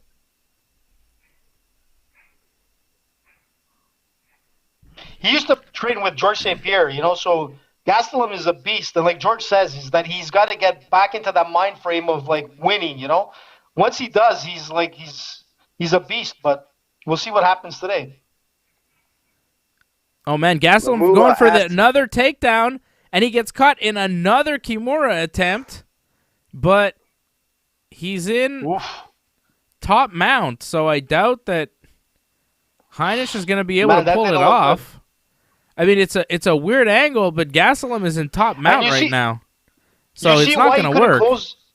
You see why he couldn't close that arm lock? Is because he didn't turn his body enough, and that's the problem. He's trying to hold it without turning in. AJ, I think you're talking about the last Kimura. You're talking about the last Kimura. The last one. The first yeah. The current Kimura that he just escaped, Heinisch wasn't able to finish it because Gastelum had him mounted. It was just positionally. He was holding on to it even though he was mounted. But somebody with a good Kimura grip could Go ahead, Frank. cause you headaches from like a lot of positions. Like he might not submit you, but somebody with a good Kimura grip, that's annoying. I got my buddy Cliff in mind that always puts me in Kimura. And if they're much stronger than you too, like if somebody's much stronger than you, then they can grip that kind of from any angle. But I think strength for strength, they're kind of equal here. Yeah, but some people have that grip strength where they just lock on and like they don't let go. Like I wish my Kimura grip was as good as some other people. They're back to their feet. Yeah, so going back to that second Kimura, it's hard when somebody has mount and you try to close it. But when you've got that half guard, it's like in the first Kimura that he could have actually done some serious damage and probably closed it. His body wasn't angled enough, and he didn't extend it completely to the ear. But the second one, forget it, man. But it does cause damage to the cartilage and the rotator cuff and all that kind of stuff. There's no doubt about it. But we'll see what happens in the next rounds. Hey, by the way, Freddie, La Mula wants to know what strain you're smoking. Well, I was gonna say earlier, I like variety. I'll smoke a little bit of everything, but in the end, I prefer a good purple Kush, old school, some nice hard bud. Can't go wrong with that. I like nice puffy bud, nice flavorful fruity buds, nice sativa, nice, like a chocolate fondue or something like that. I like a nice flavorful fruity aroma with a lot of orange hairs. I like light colored bud. I don't like my bud too dark and dense. I like it light and fluffy and puffy. That's what I like. You don't like that. Just like you like the Britney darker, Spears. dense. You like the Kush. I like the kind of chocolates. Interesting. Yeah, me and Fred like different kind of weed. If Rogan's allowed to smoke weed on his shows, I don't think you could show a bud. I don't know. Oh, fuck. That's all right. You didn't show it for that long. I don't think we're allowed to talk about showing buds or whatever. We could talk about weed a bit, but I don't think we can Rogan show. is always smoking weed on his show. Yeah, but I think because he's making so much money otherwise from his show, it's a YouTube thing, right? So YouTube won't give you money. YouTube will demonetize you if you show weed or smoke weed on the show. But for Joe Rogan, he doesn't care about his YouTube money because Spotify's paying him $100 million, so it doesn't really matter for Joe Rogan. But for us, nobody's giving us $100 million. Don't forget to like this video, subscribe to the channel, leave a comment. When you subscribe, click the bell so you get notifications every time we're on. We're on a lot. I'm on after Raw. I'm on after Dynamite. We're on for UFC pay-per-views. We're on after SmackDown. We're on for WWE pay-per-views. We're on a lot. So click the bell, and don't forget to become a member. Become a member of the YouTube channel and donate at donate.ringsidereport.net. You could become a member there. We appreciate you big time. And just one thing, Douglas was talking about like tag team MMA, but it already kind of exists in Russia. They have like all kinds of crazy stuff that they do. They do like 5-man on 5-man, and they do like combat jiu-jitsu with like knives and weapons. I mean, that kind of crazy shit already exists, you know. But who knows? I like what Bellator's doing with the fights that they're Tag doing. team. When are they starting? Not tag team, but Bellator's having their.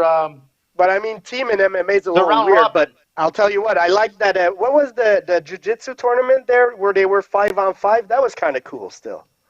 Yeah, Quintet. The Quintet Ultra. That was awesome. Yeah, that was amazing. Headstrong Bacon says he just orders his Ringside Report Network T-shirt. Awesome. Oh, I like that's awesome. Go to merch.ringsidereport.net to order yours right now. Very cool. Thanks, bud. We appreciate it. I was going to say, Lamula was saying if we do WWE. In fact, Dave, talk about the WWE show. You guys talk about that like you do it all the time. Fridays. Yeah. I think you were just mentioning if you go to ringsidereport.net, ringsidereport.net, you'll be able to find all the shows there. Heinisch landed With a Johnny jumping North. knee, but Gastelum was just like, nope. I don't care about your jumping knee to my face. I'm going to take you down. Big takedown from Kelvin doing Gastelum. very well, actually. Gastelum's so tough, man. He never... Look, he was able to pick up Ian and drop him. He's a strong... He's a gamer, man. He's just so durable. Like, that knee was solid, and he was just like, ate it, kept on going. Wasn't like Frankie Edgar, man.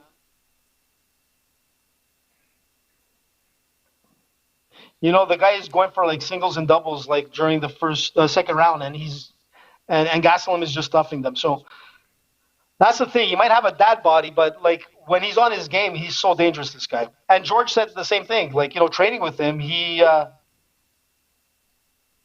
really needed him when he was fighting against Johnny Hendricks, and he used him as part of his training partners in the camp. How many dads you seen look like Kelvin Gastelum? I don't know, man. Me. No, you don't. You wish. I mean, what are you talking about? What are you talking about, man? The guy's in very good shape. I do have poutines every once in a while, but you're no Kelvin Gastelum, AJ. Sorry. What are you talking about, man? You're dead when I see you. Take your shirt off. Take your shirt off. Take it easy there. Take your shirt off, Dave. AJ. Hold your fantasies to yourself. I'll send you a pic after the show if you want.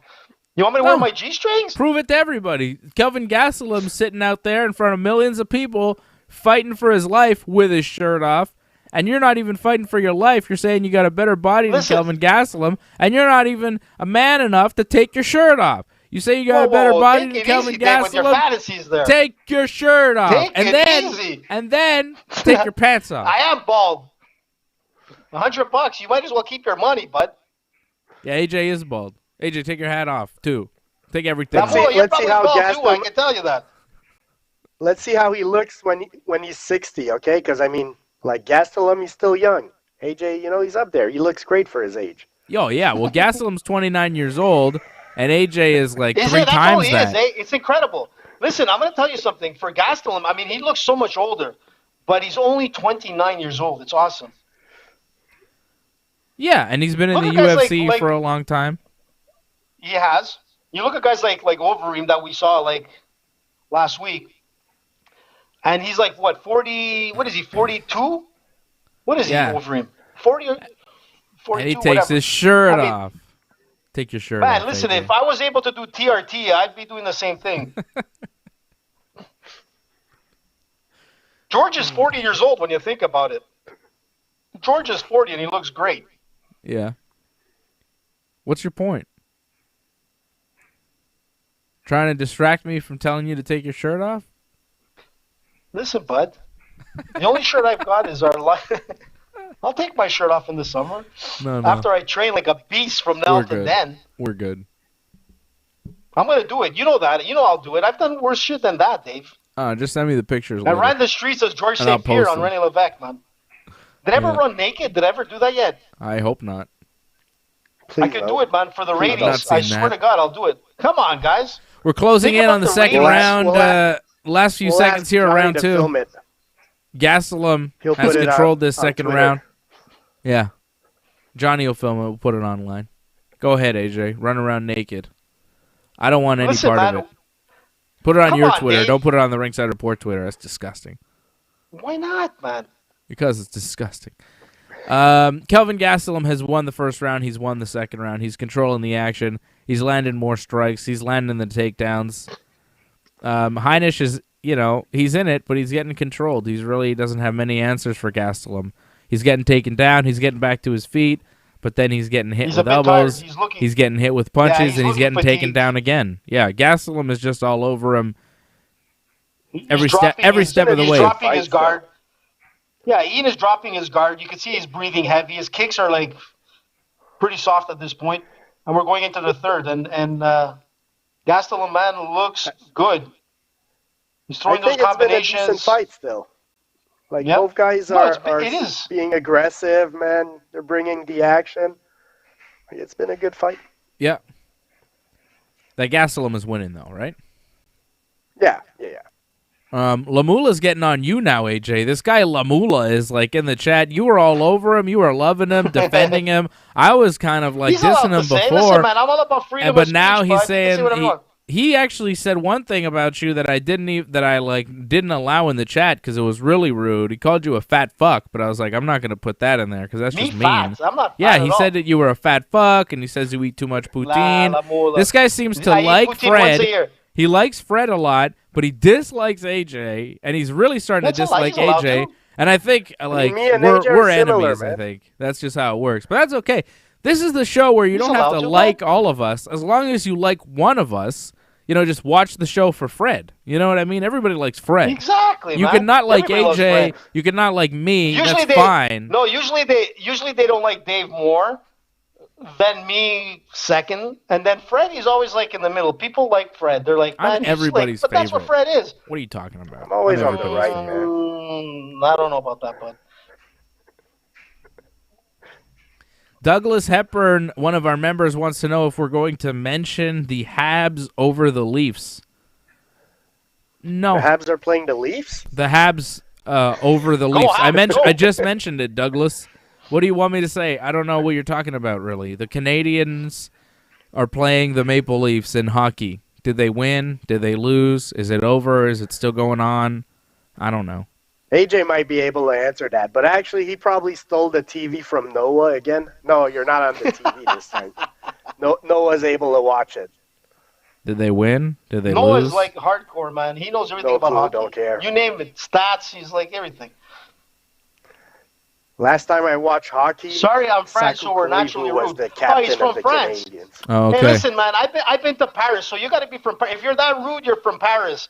I've been there. I've been to Bretagne. I've seen it all, man. The French are rude, and they can't fight. How's that sound, buddy? Well, you gotta go there, man. But they're really good at playing soccer. They are the defending World Cup champions. Don't forget. Well, we'll see. We'll see what's Don't going to forget. happen in the Euro this year.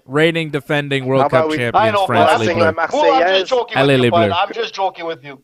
I'm not singing anything It's cool, right bro. now. I'm just joking with you. Wait, why don't you stand up and start singing Allez les Bleus? I'm not singing. Oh, big takedown from Kelvin Gastelum. That was a huge double leg. Big slam. Gastelum's landed some nice, big power takedowns in this fight. He's looking good. Ooh, he tried to roll into something and he got caught there. That was a weird move from Gastelum. And he got his back taken. Now Heinisch is on Gastelum's back with 2 minutes left in this fight. This is Heinisch's opportunity to win this fight. He's got the back. He's got 2 minutes in the third round. He's got a tired Gastelum. He's lost most every minute and every second of this fight up until this point. But he's got a back mount off a mistake there by Kelvin Gastelum on the ground. And now Heinisch is trying to throw some punches. But those little punches from back mount aren't going to win you the fight. You need that rear naked choke. Heinisch is going to need to work a choke. But Gastelum is going to try and turn into his side. But Heinisch sees it, mounts him, gets the back mount again. He's going to lose that back mount, though. Didn't secure it, and now Gastelum's going to be in his guard, and that's going to be the fight for Heinisch right there. That was his opportunity. He lost it. Couldn't control that back mount. Went to the side. Lost position. All 3 rounds, man. Yeah. All 3 rounds. Like you were defending Dave Gastelum's physique earlier.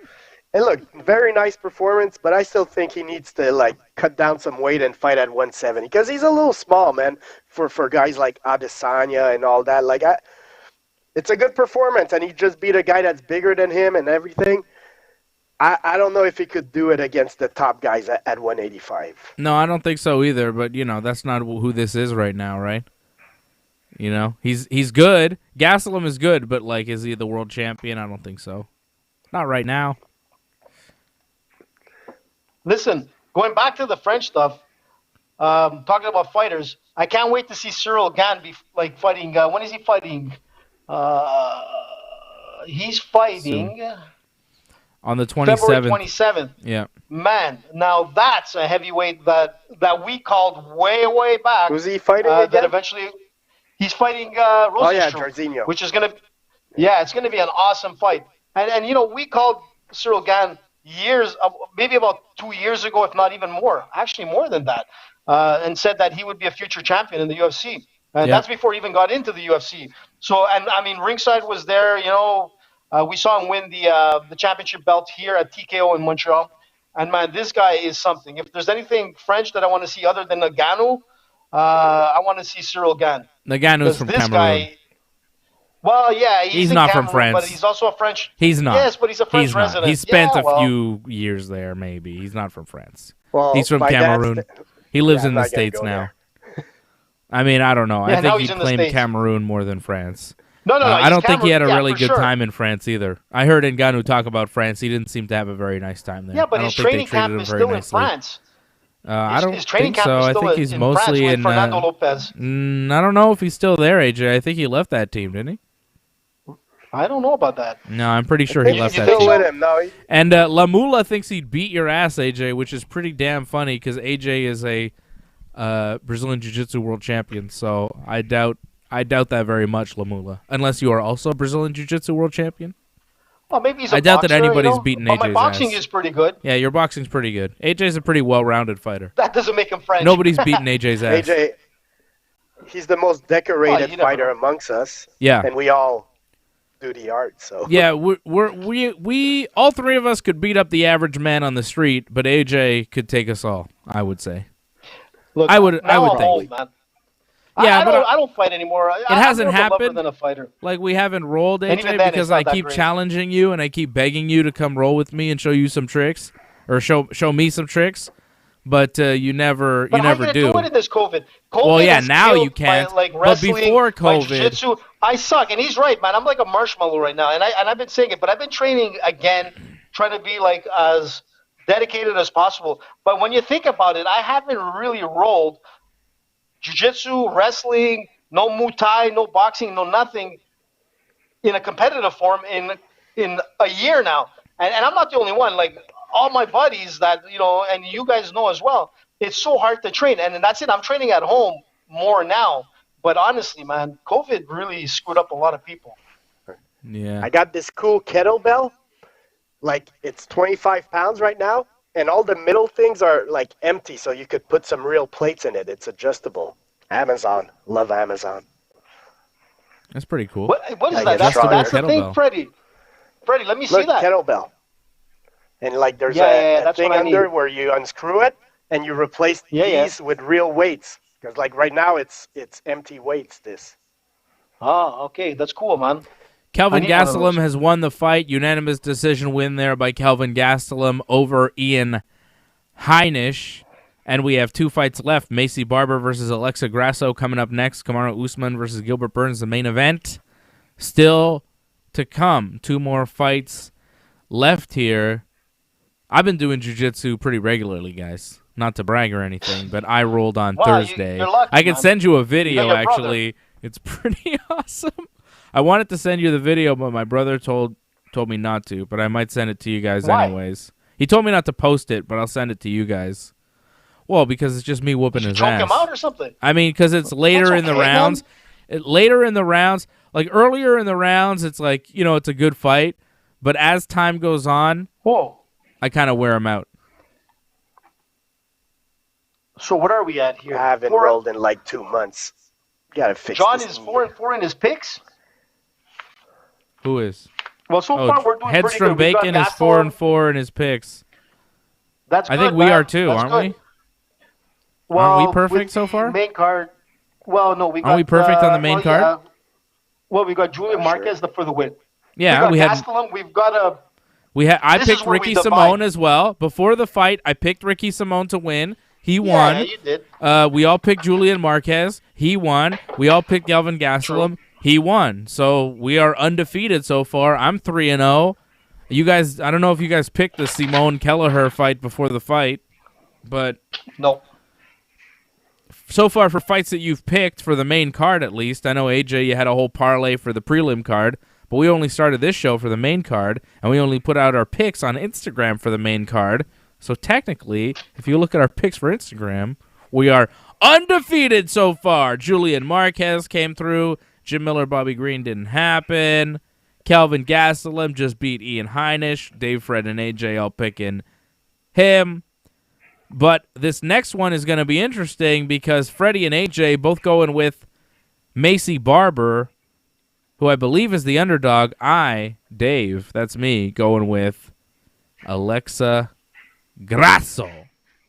That's your mistake there, Dave. Because and as we always say when we talk about Grasso, Grosso in Sopranos, te faccio culo così. You gotta say it. Look, man, Macy Barber, 22 years old. She was considered the future, which she still is the future, even though she lost to Montefiore, which is unfortunate, but most people didn't realize that she had a torn ACL. If she comes back and wins today, which I believe she will against Alexis Grasso, man, she odds could be makers like have the this youngest, one as a champion. pick'em. Grasso was Come a on, slight they put him as a favorite pick'em? going into it a couple days ago, but right now odds makers pretty much have it as a pick'em -115 on either side. So people don't really know where to go with this one. I got Grasso, Freddie, and AJ going with Barber. And Barber, you could see why the odds makers are split. The Ringside Report team is split too.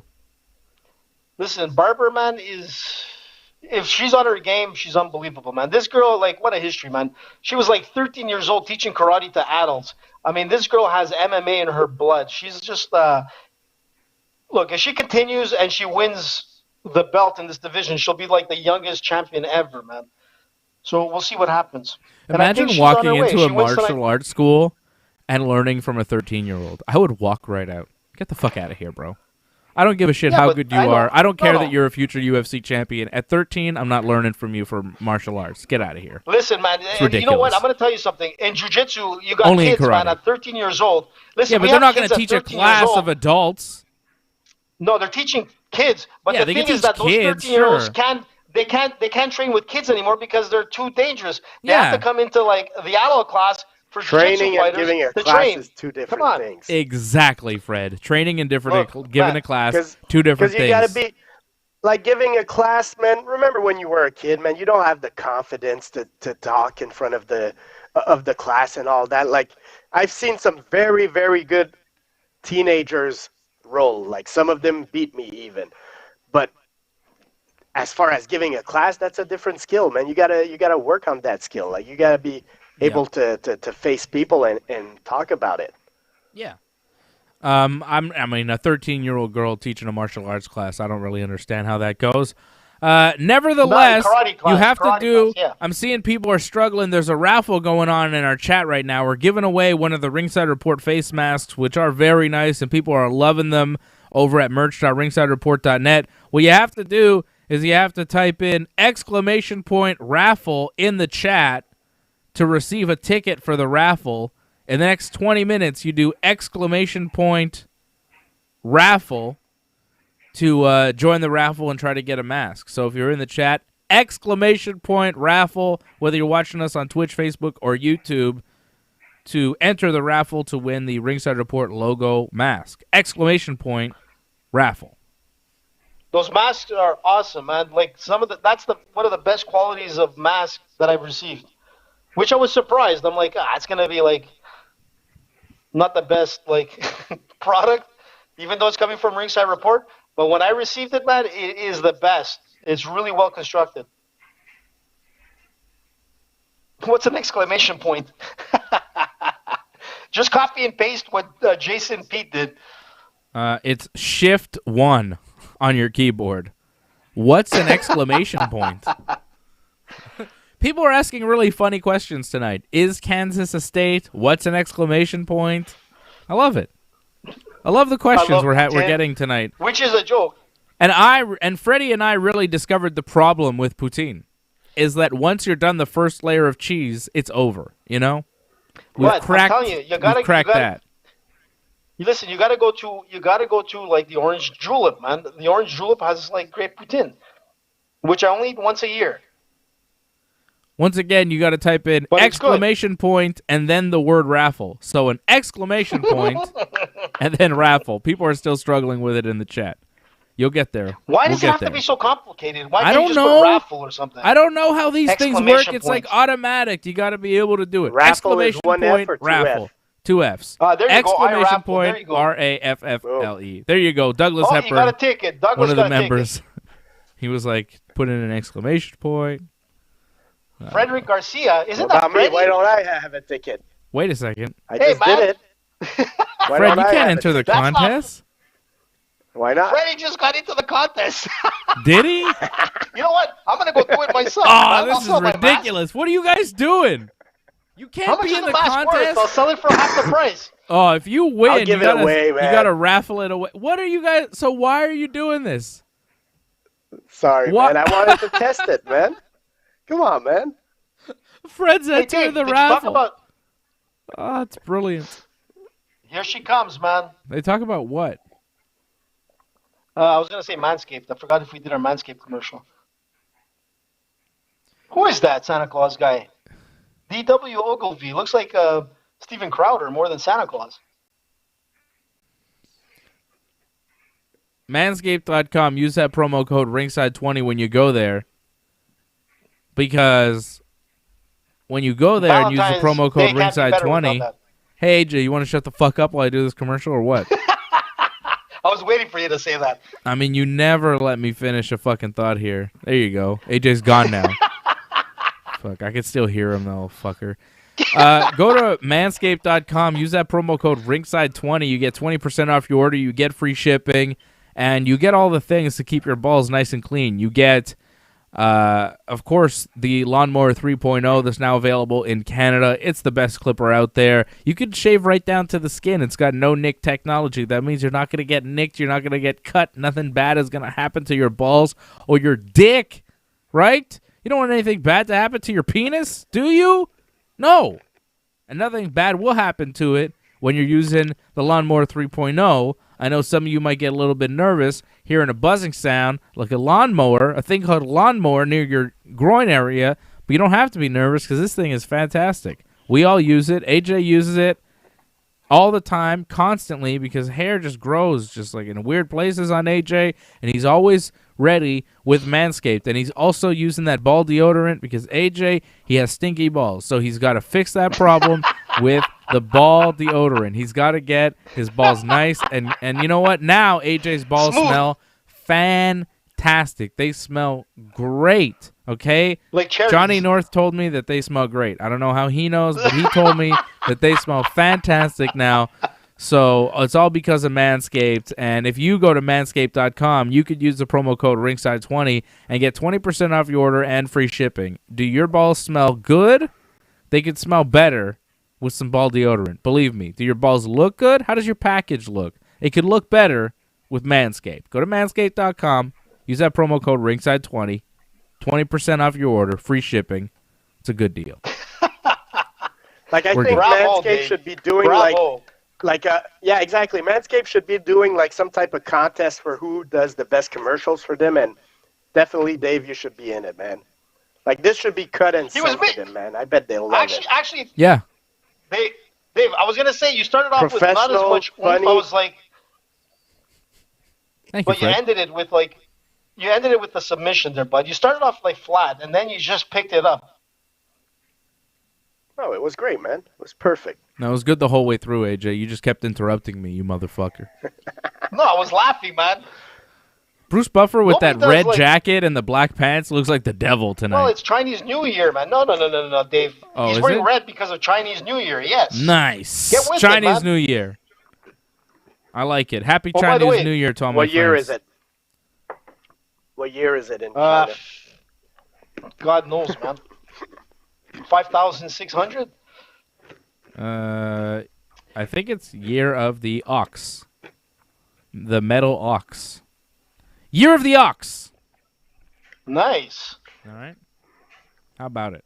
Here we go. Co-main event an time. ox? Macy Let's go, Barber man. taking on Alexa Grasso. You know what's funny? There's a comment from John Henstrom, and he's like, did Olivier Aubin take Uncle Benny's wine, you know? But I think he drank quite a bit of wine at that show of ours, and I remember he fought, which was like probably the Saturday that was coming up, and he didn't do too well, man. I think he lost. That's an ox, Fred. That's an ox. Is it like a bison? I think it is a bison, isn't it? No, that's a bison. Or that's a bison? Ox in French is... What happened to the horn of that poor ox, man? They're saying vache, but that's not right because that's cow. Biff? Who are you calling No. a vache? That's an insult. Terrible. Is an That's ox what, an ox isn't a cow, is it? That's what that guy called me before. He called me a fat vache. They're saying vache, but that doesn't make any sense. Okay, the fight is on. We're 30 seconds into it. 30 seconds, 429, Come on, 428, Macy. Let's go, 427, Macy. 426. I've got Grasso, 8-1. Freddie, and AJ going with Macy Barber. This is where we split up, boys. Yeah. Good size advantage for my- Barber, I feel. Yeah. A lot of clinching here up against the fence early on. Exchanging position, just kind of flipping who's got their back to the fence. Clinching right now, feeling each other out. Trying to gain control. Grasso right now in control has got Macy Barber's back pushed up against the fence. Throwing some foot stomps there on Barber. Real tight clinch with the double underhooks. Grasso has double unders and is pushing Barber up against the fence, trying to land a trip. Barber pummels under, manages to push Grasso away, and they're back in the center of the octagon.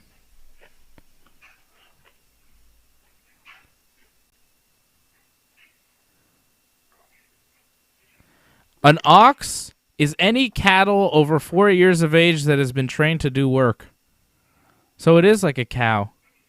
Any breed of cattle can be trained to become an ox, although some breeds are better suited to it than others. Castrated male cattle. Most often they are steers. Castrated male cattle. Oxen. So yes, they are cows.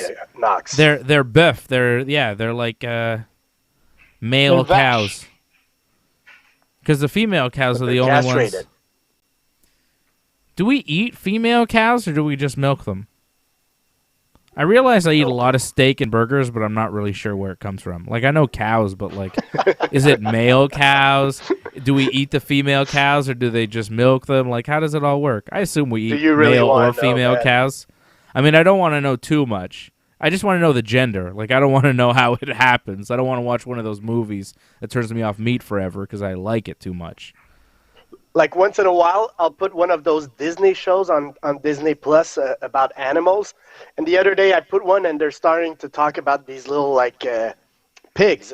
And I was eating some pork that night, so I just said like, nah, I'm going to change that channel. I don't need to, to see that. See, was it real pigs or cartoon pigs? Yeah. It's one of those documentaries. Oh, I like those animal documentaries. Yeah. once in a while. And then you see, like, the pigs have Amazing animals personalities and they love their families Yeah, and stuff. exactly. And They're then you're all like, nice. bacon. Yeah, I got one in the oven. yeah, exactly. Grasso and Barber doing a lot of clinching here. Grasso seems to be controlling the action, getting the majority of the control in the clinch, getting the majority of the strikes. But they're keeping really tight, and they're really fighting for, who's going to be in control here.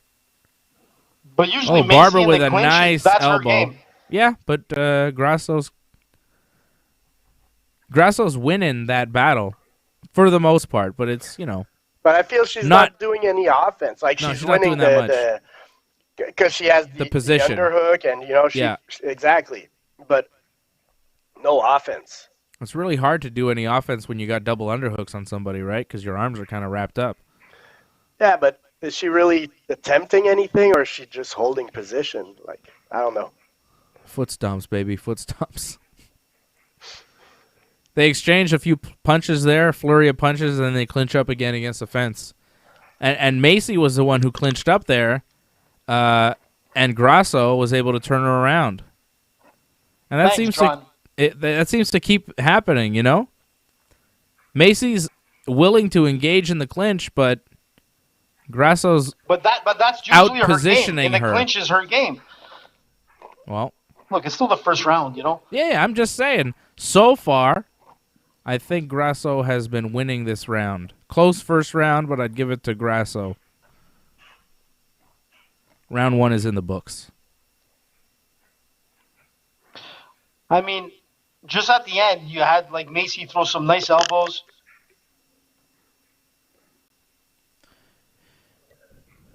It was yesterday, the year of the ox, the Chinese New Year. I know, but we're still celebrating. You can say Happy New Year after, Happy New Year. After it happens. Man. The raffle is closing soon, so if you want to jump in the raffle, winner gets a free Ringside Report logo face mask. You just have to type in the chat, ! And then the word raffle. ! Raffle. You get a ticket for the raffle. A few minutes left here in the raffle before we get a winner. Hopefully it's not Fred. Dave, winter hats like this there. You got to add this to the store. Yeah. Hard to find one of those that fits me.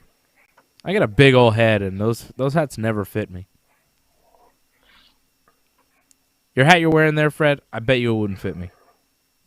My head is gigantic. I don't know. It's a Nike. I like it. It stretches good.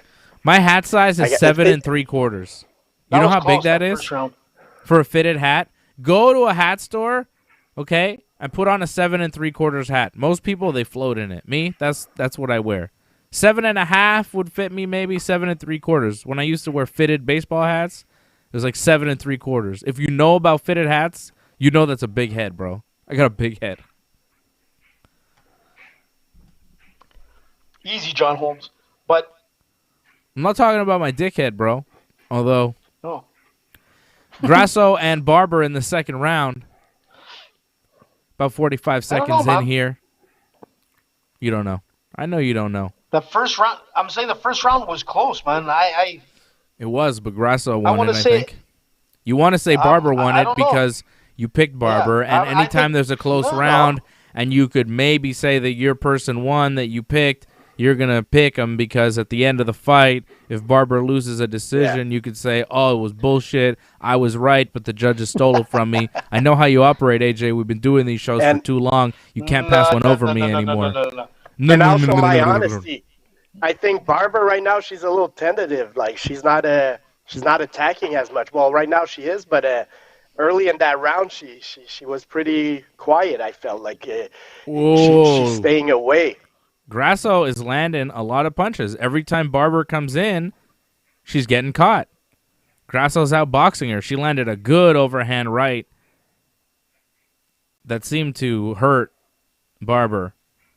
Nice little elbow in the clinch from Grasso. They're clinching up against the fence again. Barber's got the double unders now, but Grasso's pummeling under.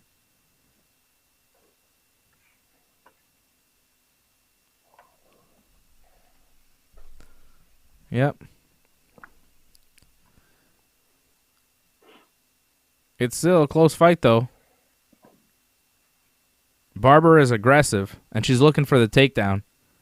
She doesn't like how this That's is going standing up. She wants to take it down to the mat and see how she fares there. But if she could, Grasso's that's where seeing she that. can take advantage, because her ground and pound is extremely good, and I think that's her key to win, is to take her to the ground and pound away, man. Mm-hmm.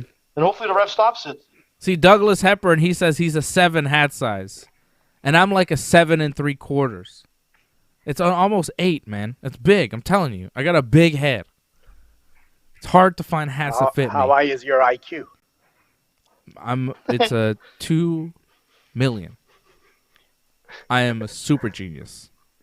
On the Scoville Super scale? genius, baby. I have a very big brain. Very big. Well, in the MMA world and the WWE world, you definitely are one of the top. Yeah. You like that, eh?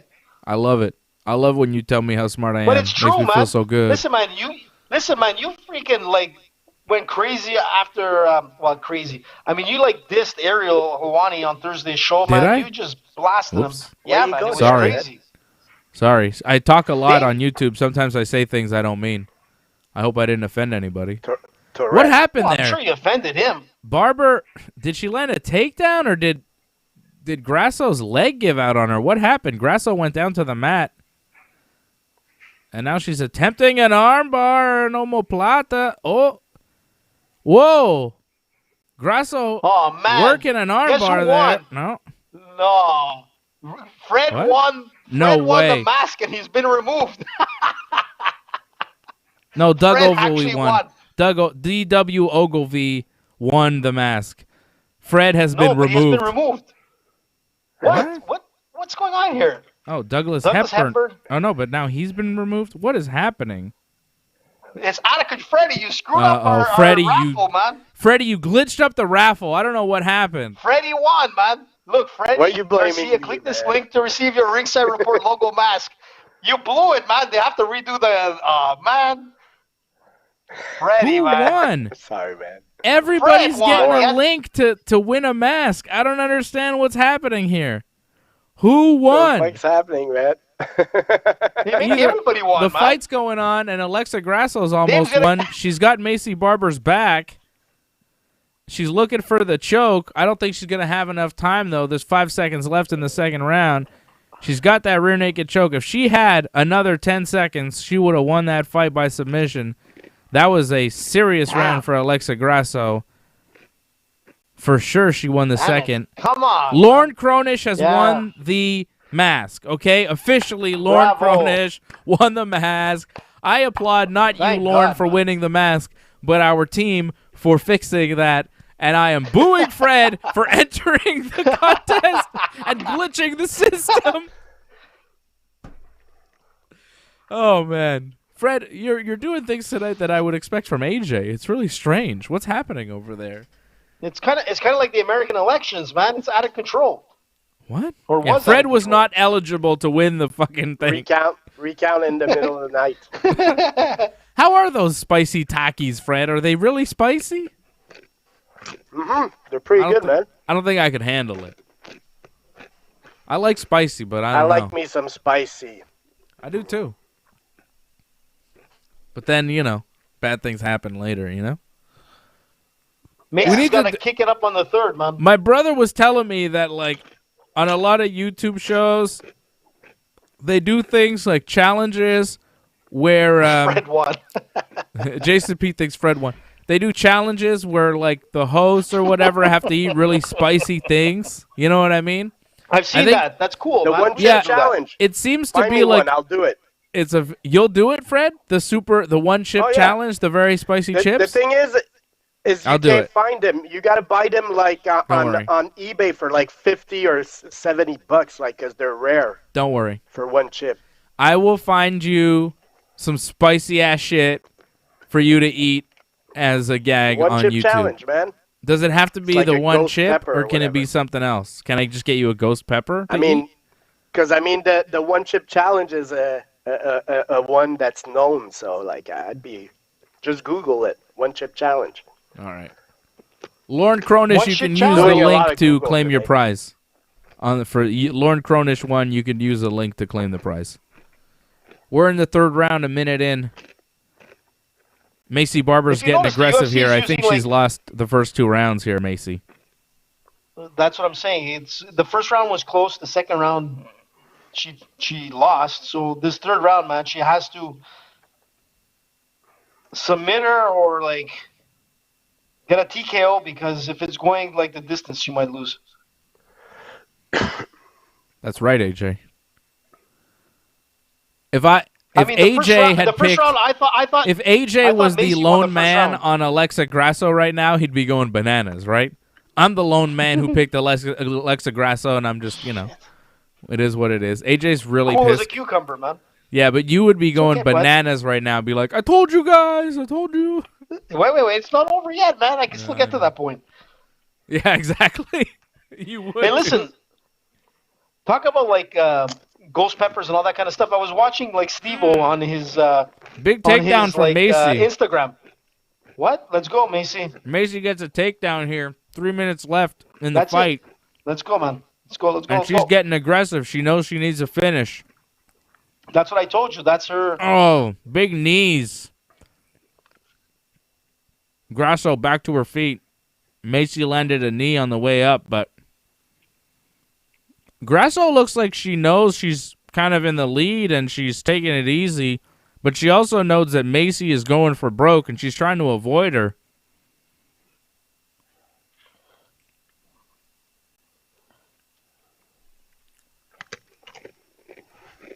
Macy's getting super aggressive here. Come on, man. Let's go, Barber. Ooh, Macy landing bombs. Yeah, she's landing some good ones. Yeah. Macy knows. I think Macy knows she's down 2-0. She needs to finish this fight. She's got less than 2 minutes to do it. Lots of time, man. Let's go. But now they're back in the clinch, back against the fence, back where Grasso has had the most success in this fight. This is not where Macy wants to be. Macy's looking for that takedown again. But in this over-under, the overhook, underhook, double overs, this clinch against the fence, Grasso has had the technical, positional advantage all fight. Every time it goes here against the fence in that clinch, it's been Grasso controlling where it goes. And Macy was having success in this round, and now all the momentum has slowed because they're back in a clinch. I would separate. Not good for Macy. Separate. Keep throwing those bombs because they were working, they were landing. Unless she's tired, I don't know why she's here. This is not where she wants to be if she wants to finish the fight and win. Come on, man.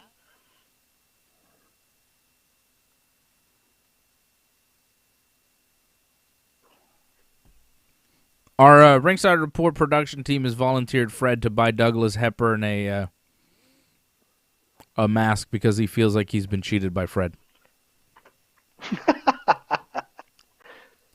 Take it out of my paycheck. Freddie screwed up the whole We'll thing. take it out of Fred's pay. Fred is highly paid. Fred is the highest paid member of the team. I'm a discount. Yeah, AJ pays us to be on the show. AJ actually pays Fred. Card, man. I make you got nothing. Your senior card, man. I make nothing. Yeah, that's it. AJ gets all the discounts, and all the discounts, he passes the savings on to Fred. He pays Fred to be on the show because Fred, he's got other things to do. And then AJ also pays Fred not only to be on the he doesn't just pay Fred's salary, he also pays Fred an incentive to convince me to keep him on the show. Like, the only reason AJ's still on the show is because Fred says that AJ should be on the show. I would have kicked AJ off the show years ago, but Fred keeps saying that AJ should stay on the show, and that's because that's because AJ pays him off, right? Dave would be sad. He wouldn't know what to do. Am I lying? No, Am I lying? I'm not lying. No, AJ, I'd miss you. That's why I'm really happy you pay Fred. We're actually three good friends, so if people think, like, sometimes, yeah, we get on each other's necks, but we're No, you brothers from mostly another get mother. on our necks. Yeah. Well, I would get on your neck, but you're too scared to roll with me, old man. Now I'm like a marshmallow, so I'm like heavier, so it'll be even more work. So that's it, man. I think I don't want to make you feel bad, AJ. Grasso. But I was looking in the mirror Grasso the other won. day, and I saw like more abs than I'd ever seen in my life.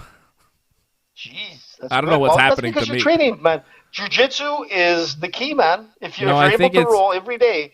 I think it's lifting a heavy man up and down all the time. My little son, who's Well- like 45 pounds at this point, you know? A lot of lifting. Yeah. A lot of power lifting, brother. jiu-jitsu- I press jiu-jitsu him, too. is the I key, gorilla man. press him all day. Do you? Alexa That's very good. Grasso wins by decision. Was that unanimous man. or what? What was the official? Unanimous decision. I'll give you the scores in a second. Super Dave scores again. And Dave is ahead. You're ahead, bud. Alexa Grasso beats Macy Barber 29-28, 29-28, 29-28 on all three judges' scorecard. A unanimous decision win for Alexa Grasso here tonight. Nice win. She won the third round, Macy Barber, but she lost the first and second. From like what I'm looking at here with the strike count, the strike total. In the third round, she had 22 strikes to Alexa's 10 strikes. So the third round, man, I mean, it was a bit better fight for Macy, but boy, man, she didn't perform in the first and second. It's too bad. It's too bad. She got controlled, man. She had a lot of potential. She got out grappled by a superior grappler. It was a good fight by Alexa Grasso. And that's what I thought, you know. Better grappler, better boxing, better everything. her boxing She was just is a better. little bit more skilled, and especially in that clinch, you know. The boxing was a lot better. She landed when Macy couldn't. You know, she kept her at range, and Macy, every time she kind of came in, she got tagged. So it was just a really nice performance from Alexa Grasso. Looking really good. Yep. And score another one for me. Considering that she lost to Carla Esparza, man, I'm like, no, Macy should beat her, but I guess not. How do we like it? Yep. Dave is 4-4, man. Dave goes 4 for 4 so far tonight. Going with Kamaru Usman in the main event. I had Alexa Grasso here. Freddie and AJ with their first wrong pick of the night. With Macy Barber. It happens, boys. Don't worry. Don't worry. I still believe in you. I believe in your picks. Well, this Freddie, is it, man. This in is you, brother. showtime. Because now you guys went with Usman and I went with Burns. And look, if anybody's able to get a submission win over Usman and to take that throne, it's Burns. So we'll see what happens. We'll see what happens with the effects of COVID because they were supposed to be at UFC 251, and unfortunately Burns got COVID, and that was canceled, and here we are fighting. So I don't know, man. We'll see the whole COVID effect coming You up. get nervous there, AJ? I am nervous, man, because, you know, I did so well last week. Macy killed me for this card, but you know what? I'm still pretty confident that Burns is actually going to win this fight. And the funny thing is that these two guys were like from the same training camp. They have the same striking coach, you know, Henry Hoof. I mean, these guys know each other so well. I mean, Usman used to corner Burns in his the fights. same striking coach. They had, but they still have. Well, Burns still has Henry Hoof, and I believe Usman as well. But No. regardless, I mean, He's look with at Trevor Usman. Whitman. Usman used to corner. He's with Whitman? Okay. So the thing is that they know each other very, very well. There's no doubt about it. And like Burns used to say, like, you know what? They know each other so well, and he used to tap out Usman like a lot back in their camp, back in the days. But, you know, if you looked at the press conference and the weigh-ins and, you know, man, I don't know what happened. Maybe there's some bad blood between these guys because it looked like there was a lot of intensity between the two. Who knows what happens behind the scenes? But at one point, man, these guys were so close. Like I said, Usman used to corner Burns in his fights. We'll see what happens. But you're looking again, like we looked at Rodolfo Vieira, who lost in the prelims, who's like a jiu-jitsu like beast, and he got submitted with a guillotine. And here we have Burns, who's like a world champion jiu-jitsu guy. You see that? They're showing the UFC toys, the Conor doll. You see that on the pay-per-view? They're showing the Conor doll that we have and the UFC toys. You see that? No. I don't know. They're showing their merchandise.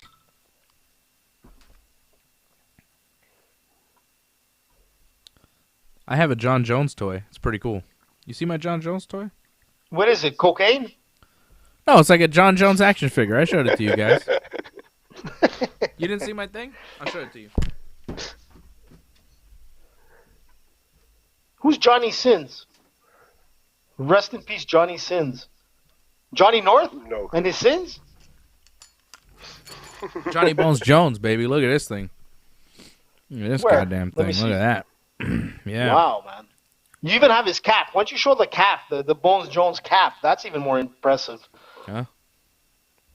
You know me, number one How much you pay that thing? John Bones Jones fan. Oh, it was like $25 or something. I love Johnny Bones Look, I can't Jones. wait. Oh, you want this? I got the hat right here. You want to see the hat? So, yeah, I want to see the hat, man. The Bones Jones hat. So people get a backstory to this. Dave was at some fight, and Bones Jones threw the cap, and Dave got it off the head, and he kept it. Yeah, before he beat Shogun. This is the hat. He wore it the weigh-in. The magic hat. Before he beat Shogun, he was wearing this hat, and he tossed it to me. See that? John Bones Jones. That's Johnny's hat. That's the champ's hat right there. That's my hat now. Smell it. He gave it to me. Does it smell like John? Oh, yeah. It smells like winning, cocaine, and guns. So and Russia. Good. No. Albuquerque, and New hookers Mexico. and Don't worry sorry, about the strip hookers, joints. bro. But Don't he was worry about acquitted on hookers. that, bud. There was like no evidence. You were acquitted. You were not acquitted, actually. You're in trouble for that. Listen, I can't wait for Jones to actually have a fight at heavyweight because that, you know what, we actually need him to win.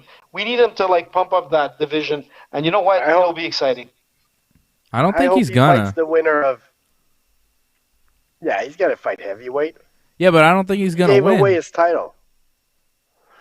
I'd like to see him fight man. Stipe or. I think Ngannou's gonna win, and then I think Ngannou's gonna beat Stipe, and then look out. I mean, John Jones and Ngannou, man, that's a big jump. That's a big size and power jump. That's big. I don't know, man. I think Stipe is gonna win because he was so dominant the first time. Like I know Ngannou is better and all that, but Stipe was so dominant the first time. I'm gonna pick Stipe in that one. And Stipe John Jones is a fight that's very interesting, man. I think John Jones has a chance against Stipe or Ngannou. Stipe is 38. He beat Ngannou in 2018. January 2018 when he was, 35. I don't know. He destroyed him. He did. Look, man, he did, but Ngannou is much better now. He's improved. He's learned from those mistakes. He's 34. He's just entering his prime. Different fighter, man. I don't know, man. His conditioning has kicked up, man. His conditioning is gone like through the roof. And that's the thing. And really, like, if you want to see a Hollywood story, like Dave was saying on Thursday, I mean, if Ngannou comes and wins the championship, I mean, this guy is a movie in the making. There's no doubt about it. And, like, the podcast with Joe Rogan, like you said, and the history of Ngannou coming from Cameroon and literally living in the street with no money and his road to success to where he's at now and he's able to give back to his country. He does all kinds of stuff for the communities. I mean, this guy is a true Hollywood story if he's able to win it. And, I don't know if Jones has the capability like to withstand like an Ngannou punch. But he could, man, and he might be able to take him down. Like, it's possible, and I'm very excited about the possibilities of 2021 for John Jones, for Stipe, for Ngannou. Like, those fights are the fights that I want to see more than anything this year. The Stipe and Ngannou fight is the fight. Like, is there a fight that's booked right now that you want to see more than that? Like, that you know is happening? No. Probably not. Yan and Israel is cool for the light heavyweight title, but the Stipe and Ngannou rematch to me is bigger. Well, I don't know. I mean, if they actually have a Conor and Poirier 3, that would be interesting. I mean, No, I'm saying fights that are official, like they have posters for, bout agreements signed. Yeah. I'm saying fights that are for real. The Stipe and Ngannou fight to me is like the big one, because the winner is not only the heavyweight champion of the world, but the winner fights the greatest fighter of all time, John Jones, in his heavyweight debut for the heavyweight championship of the world later this year. Because that Stipe and Ngannou fight is like April, right? No. Yep. March 27th. It's coming up, man. It's next month. It's in like a month and a half. Jesus. UFC 260. March 27th. Oh, baby. And that's you know the what? one, the man. Co-main That's is awesome the fight. too, man. You know, you've Volkanovski and Ortega for the featherweight Ortega. title. Jeez. Man, that's awesome. This is a good pay-per-view. And we'll see what the rest of the card holds, man. Who knows? Maybe, who knows, they'll throw in a Conor Poirier fight in there. You never know, man. Anything's possible. This pay-per-view tonight, UFC 258, like name value-wise and stuff like that, no good. But as far as the fights, like the fights have delivered on the pay-per-view. They've been fun. Absolutely. But the thing is, like, that's fine for a fight night, but you need names to get people to buy the pay-per-view. I wonder how many people actually bought this thing. Like the next pay-per-view, UFC 259, there's some big fights on that card, and there's 3 title fights. You know, you not only have the middleweight champion going up to fight for the light heavyweight title, Adesanya versus Blachowicz, you also have the greatest women's fighter of all time, Amanda Nunes, defending her featherweight title against Megan Anderson. And you got Peter Yan defending the bantamweight title against Aljamain Sterling in a fight that's a long time coming that a lot of people have been wanting to see for a long-ass time. So you have 3 title fights and 3 big title fights. Like the Nunes fight, at this point, like I just don't see anybody touching Amanda Nunes, so I'm less interested in her fights because of that. But the Peter Yan, Aljamain Sterling fight and the Yan Blachowicz Israel Adesanya fight, I'm like, I don't know who's going to win that shit. It could go either way, and those fights are going to be fucking dynamite. So I'm pretty hyped about that next pay-per-view. Like, that next pay-per-view has got me. The pay-per-view after UFC 260, you know, Ngannou and Stipe, that's got me. This pay-per-view tonight, the fight that's really got me is about to take place because Gilbert Burns is getting the Vaseline on his face, and they're getting him ready for the octagon. This is the fight that I've been wanting to see. But this pay-per-view, like, name-wise, not really. But the fights have been good. I've enjoyed the fights tonight. Solid stuff. Good action. I mean, when you look at Burns, you know, like, when he TKO'd, like, Damian Maia, man, like, it was, like, he brings in, like, an interesting fight, regardless. I was talking about Maia, the fights tonight. I don't know why you're talking about Gilbert Burns. I don't know. You don't have any comment on the fights tonight? Have you enjoyed the card? You started talking about Gilbert Burns and Damian Maia. I don't know. No, man, were you listening to me there? I'm looking at Burns. Paying attention? I wasn't actually. No, I know. Fred, what do you think about the card tonight? Oh, Fred's leaving. This is good. Fred is gone, man. This is good. No, Sometimes I'm here. Oh, he's still. Fred, what do you think about the fights tonight? Good card? The fights were very good, man. Yeah. There was some good action. Yeah. I've enjoyed the fights. AJ, I mean, you always enjoy the fights. You got to give it to him. You're always positive. You're a cheerleader. Fred, what are you doing? Digging in a big bag of weed over there? What's happening? You are, aren't you? Actually, I'm taking some Lifesaver lollipops. Oh, my God. This guy snacks aplenty over here. I'm sitting here with my one giant slice of banana bread, space banana bread, and been nursing this bad boy all night. And Fred is just like, he's got Takis, he's got goddamn lollipops or fucking popsicles. Frozen pops there. That looks good. Popsicles, yeah. That looks good. Excellent. Dave, I was gonna say, if you looked at the prelims, if you looked at Chris Gutierrez against Andre Ewell, Gutierrez. I mean, that was a good fight. Gutierrez. Yeah. Gutierrez. That was a good Chris fight. Gutierrez. Well, he had a She was awesome, man, with her submission win over Mallory Martin. That was How do you beautiful. pronounce I mean, Polyana Viana properly, but you can't pronounce the last name Gutierrez?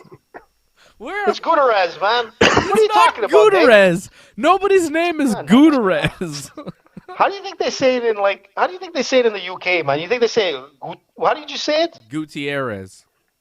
Never. It'll never happen that way. They'll be like Gutierrez. You're Italian. Italian.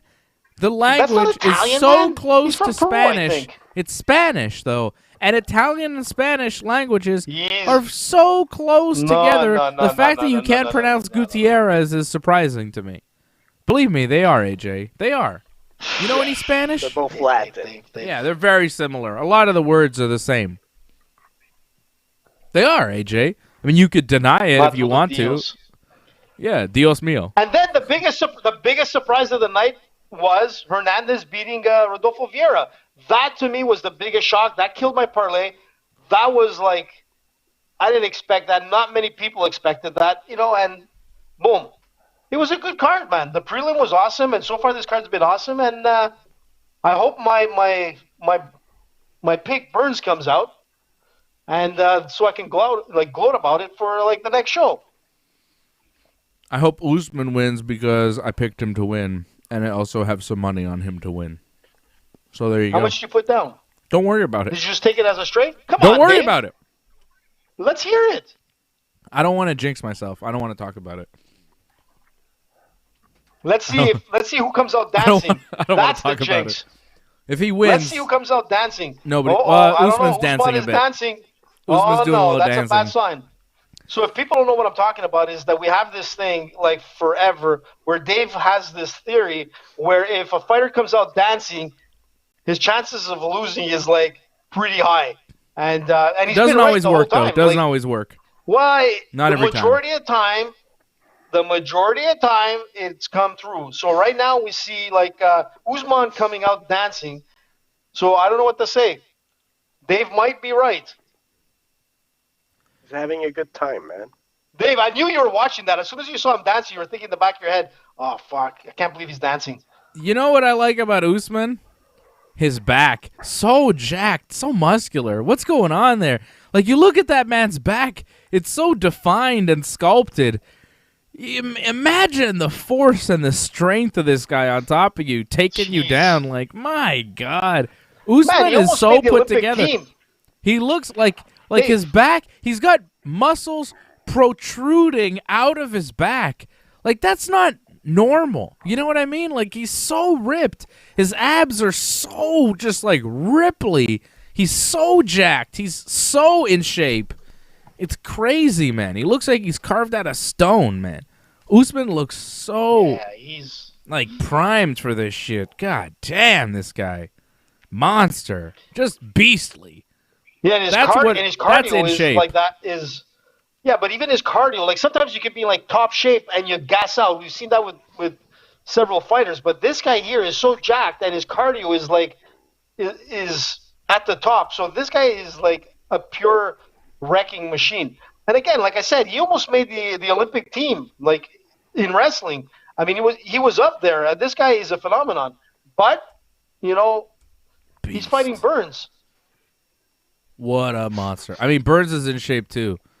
But Usman is another level of jacked. It's the back muscles that get me. It's what the hell, man? A lot of guys have abs. Not everybody has abs on their back.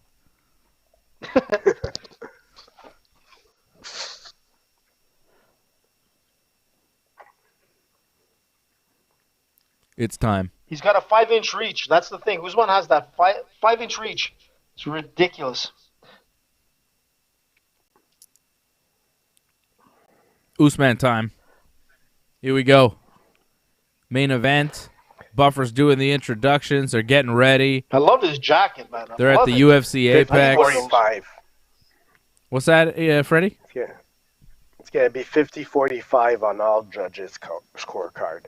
I'm going 49-46. I think it goes the distance. I got it 49-46. I think Gilbert Burns will probably win one round, maybe the fifth.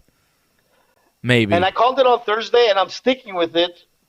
And I think that if there's going to be a win, it's not going the distance, and I think Burns is going to submit him tonight.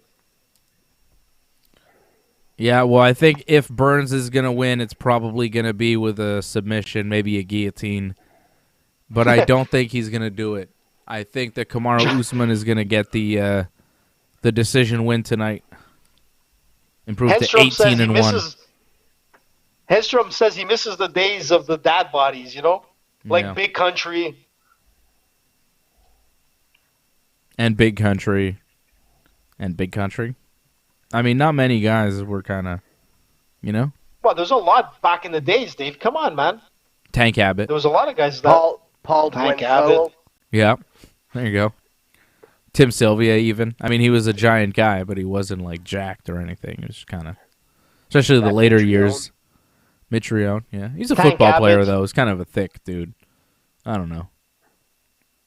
Well, if you look at guys like Rosenstruck and all the guys in heavyweight here. Well, how about Fedor? You look at Derek Lewis. You want to talk about Fedor's like kind of dad-bodied example. MMA legends? You know, Fedor is the king of that. Fedor was the man. Right. He never looked that impressive, but by God, once that bell rang, he moved like a fucking tiger. You know? Fucking Fedor, man. Fedor? Oh shit. He was a bad man. I remember. I used to. Here we go. The his, fight's on. His preparation to fight in his training camp. Just looking at this guy train was scary, man. What a beast. In his prime, man. He was a beast. I don't care what anybody says about Japan and steroids, fake fights, or whatever the fuck was going on there. Fedor was a beast. In his prime, he was a beast. Was he the greatest heavyweight ever? I don't know. But he was a bad motherfucker. I think so. You can't deny that. I think he was. Oh! Burns hurt Usman with a hard right hand. He dropped him. Less than 30 seconds into this fight, Usman has recovered, but Gilbert Burns has some heavy power. He hurt Kamaru Usman. Henry Not aggressive. Henry Hoof, man. Don't forget that. I told you his striking has gotten so much better. Oh, he didn't want to touch gloves. That's the thing, man.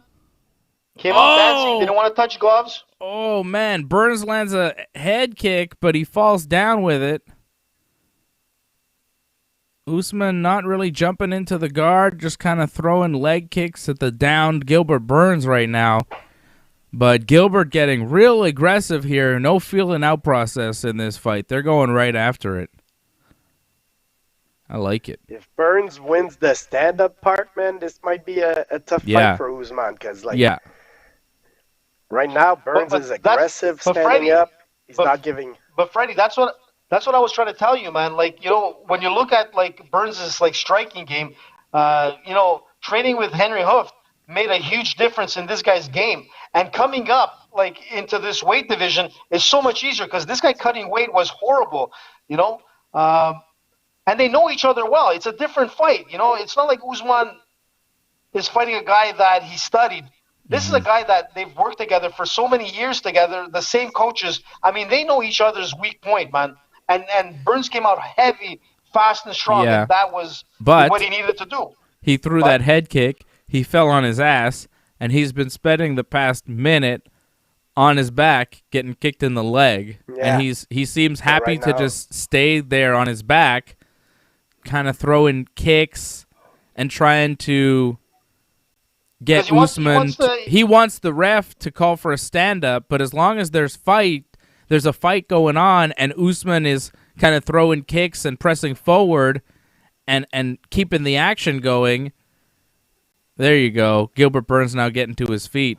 Oh, Gilbert landed a knee, and you could see Usman wince there, but Usman clinches him up. Man, Usman is getting tagged in this fight. Tagged. It looks like COVID hasn't affected this guy, that's for sure. But now Usman's firing back with some solid jabs. Jeez. This fight. This is some fight. I was kind of surprised that Usman didn't want to touch gloves with Burns there. There's got to be some heat there. I don't know what's going on. Yeah, for sure. The face-off was pretty intense, so. Yeah. I wonder if there's damage there to Gilbert's legs, because when he got up, he seemed a little kind of wobbly on the legs, and now Usman's throwing some leg kicks. Usman threw a lot of... Yeah, that too. Like, he's going at a high pace, man. Even from his back, he was very active. Like, so I don't think he could hold that tempo for 25 minutes. Like, right now, he's still okay. He looks in shape. Yeah. But we'll see as the round goes. Usman's starting to land some jabs. He's having a little bit more success, but you could tell Gilbert Burns still has a ton of power. But I think you're right, Fred. I think that as the fight progresses, some of that power will slow down. And Usman popped another solid jab there to Gilbert Burns, just under a minute left in the first round. Usman's starting to find his range with the jab, and Gilbert's aggression is slowing already towards the end of this first round. Interesting. Gilbert went for a takedown. Usman was ready to defend that, going nowhere. Like, he's still very active. Yeah. I'll give Burns credit for like his cardio and all that, because he's putting on a big pace still. It seems like the strategy was to, press the action early, have a fast start, see if you can surprise Usman. And Usman weathered the storm, but he's still not out of it. Gilbert Burns still has some power left. Usman's got to be careful. Good first round. I think Gilbert Burns won it. Yeah, probably. Not probably. Like, he won it. I mean, there's no question. AJ, your round's not even finished, probably. Yeah, you don't even know where you are, AJ. You're like, you have 3 minutes left in the first round. AJ already has 50-45 Burns on his scorecard. Yeah, of course. Listen, man, I'm waiting for the submission, because I told you I picked this fight for Burns to win by submission.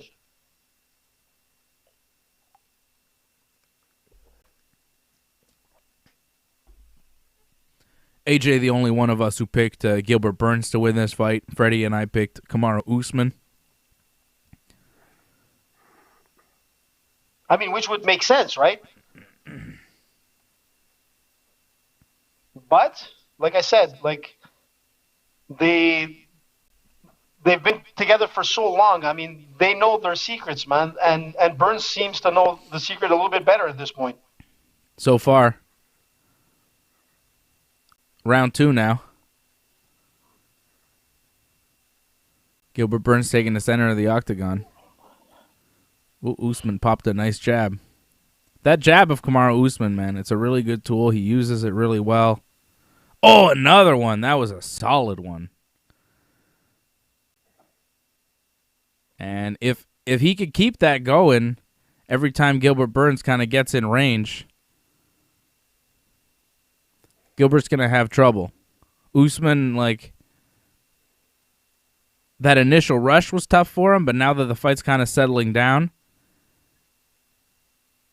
you could see Usman kind of regaining the control. He's got the center of the octagon. He's landing the jabs. First minute, he seems like he's kind of settling down into champ mode. But he's got to be careful with Gilbert Burns. Usman catches a kick, throws a right hand. Burns is powerful, man. He could end the night with one punch. Yeah. That Burns is impressive, honestly. Yeah, so. Yeah, he's very good. He's very dangerous. He's a finisher. That's why I said I think Usman wins by decision, but if Burns wins, I think he gets a finish. He either gets a submission or a knockout, because he's dangerous to get either one. Look, if you look at his overall career, out of 19 victories, 14 of them have been finishes, either by submission or a TKO. So that's the thing with Burns. A lot of people forgot about him in some sense, but when you look at Damian Maia, he knocked out Damian Maia. The guy through his career, changing weight divisions was the best thing for him. Because fighting at 155, which he was doing, man, his strength was depleted. Everything was depleted. It was a disaster to cut weight. Coming up to this division, he doesn't have to go through that. And the guy's power is what it should be. This guy is dangerous. And a lot of people are going to know tonight. Big right hand by Usman. Wobbles Burns. Burns is in trouble. Burns is hurt. Oof. Usman landing a few punches. Burns shooting for a takedown. Usman defending, lands an uppercut. Usman has Gilbert Burns in trouble here halfway into the second round. Gilbert Burns in big trouble. Like big trouble. He is hurt. He's swinging wildly, but he's getting rocked and stumbled. Another jab rocked him. Gilbert Burns' nose is busted up. Usman with a right hand. He's stalking his prey at this point. Usman in full control. He's got to be careful because Gilbert Burns is swinging wildly, and he seems to have recovered a little bit, but Gilbert Burns is still in a world of hurt right now. Ooh, good God almighty. Popping that jab again is Kamaru Usman. Again and again. Switching stances from southpaw to orthodox. Good God. Like effortlessly. You see that? He's switching stances. He's switching from southpaw to orthodox with no issue. And he's having success with both. Yeah, he drops him with a jab now. Burns drops, but he's got his wits about him. He's doing that thing where he's kind of kicking his legs out, trying to bring him down into the guard, but Usman doesn't want to play that game anymore. He wants Burns up to his feet because he knows he's got him rocked. A minute left in the second round. It's been all Kamaru Usman here. After a good first round for Gilbert Burns. You might even score this round in 10-8 for Usman. If it ends and Gilbert Burns doesn't get finished here in the next 40 seconds. Oof. Yeah, he's got women in the corner. You're right, Dave. Yeah, I know. I watched the Embedded and Countdown and stuff. Trevor Whitman was all over it. Pay attention, AJ. Catch up, baby. It doesn't matter. His striking was developed by Henry Hoof, so regardless, it doesn't make a difference. I mean, if it was developed by Henry Hoof, don't you think Gilbert Burns, who's coached by Henry Hoof, would have it figured out? I think Trevor Whitman is definitely changing the game with him. I mean, he went to Trevor Whitman for a reason, right? Trevor Whitman is a very expensive coach from what I understand, and he's one of the best striking coaches in the game. He's had many world champions. And now the bell sounds after the second round, and Usman and Burns face off against each other. Usman giving Burns a look like, yeah, motherfucker, you saw that shit. Usman liked it. We have a fight here. Gilbert Burns is still in this thing. He knows he lost. He knows he got beat up, but he just looks pissed off, which I like. You like when a guy gets beat up, but he's like not wobbled. He's just like, fuck it. I lost that round. Let's go for more. Exactly. This is a hell of a fight. Yeah. A round apiece, Fred. I agree.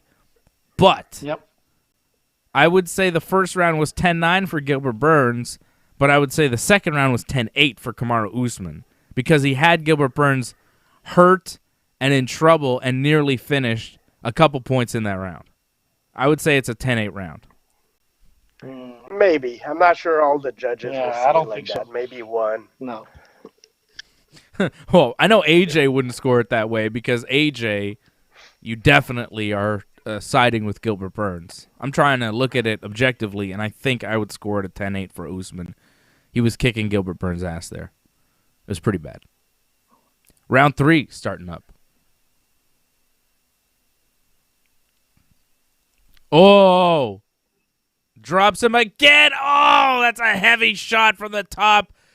Herb Dean's going to stop this shit. It is.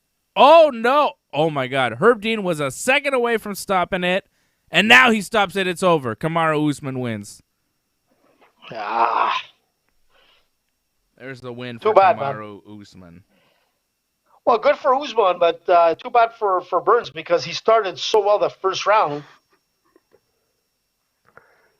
But he was hurt. There's something that was maybe his leg gave out. I don't know. I have to see it.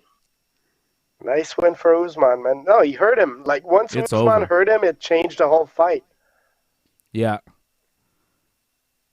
Very impressive. That jab was doing it.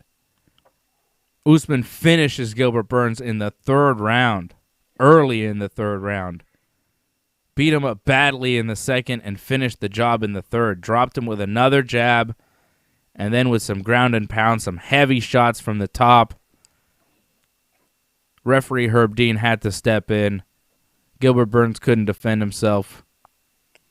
Kamaru Usman, still the UFC welterweight champion, improves to 18-1 as a professional and has now defended the championship 3 times. Remains undefeated in the UFC. Has won 12 straight fights. No, wait. Sorry. Wait. More than that, right? No, 12. 12 straight fights. It's pretty good. Pretty good. Burns must have been hurt at 12 some point. straight fights in the punch. UFC. 12 straight fights in the UFC. Overall, he's won, 17 in a row? Yeah. Well, now this is is he's on a 17 winning streak. Yeah. But there was at one point where he kind of looked at Herb Dean to say, "Listen, man, stop it. There was something wrong. I don't know what it is. I mean, that jab, man, like floored him. But there was something other than that that's bothering Burns. I don't know what it is. We'll find out at the post conference. But Usman, what do you mean something else? What could it be other than the punches to his face? I got hurt. I don't know what it is. Why are you making excuses, AJ? I don't know.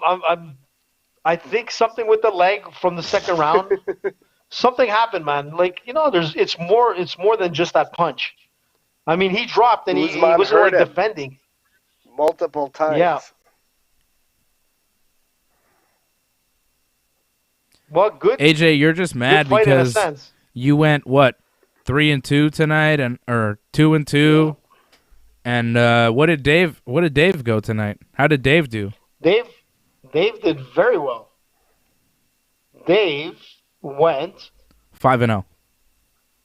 5-0, but you did it, man. Marquez, George St-Pierre, Gastelum, Grasso, Usman, and Simone as well, as we picked him here on the show.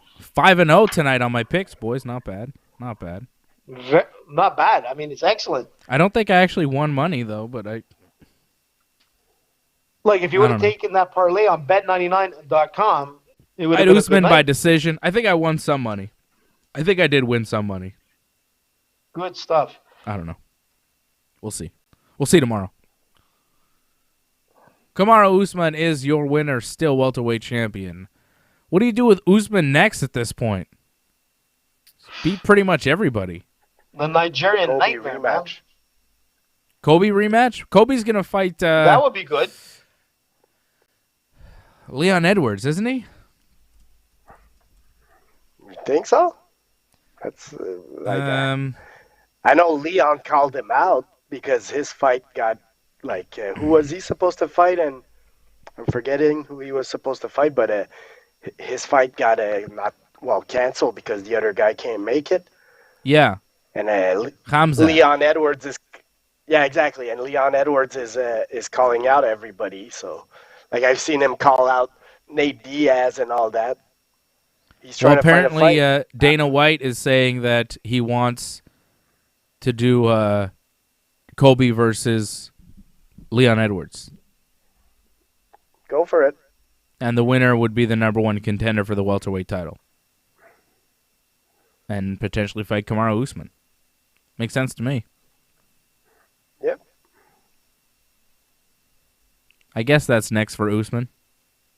Any interest in seeing him fight George St-Pierre? Man. Looked pretty damn good tonight. I don't know if George can handle this, man. Yeah, years away from the sport. I don't think George wants to come back. Yeah, I don't know. Not to fight him. Not to fight Usman. I don't think so either. Exactly. George is going to pick his fights, and I don't know if I'd want to go against Usman. Gilbert Burns looks pretty sad. He's crying in the octagon. Tough loss. Tough to see. Poor guy. It's emotional, man. Yeah, man. It sucks to lose. Have a history Nobody likes together. to lose. Yeah. Yep. Look, he won the first round, and he won it pretty impressively.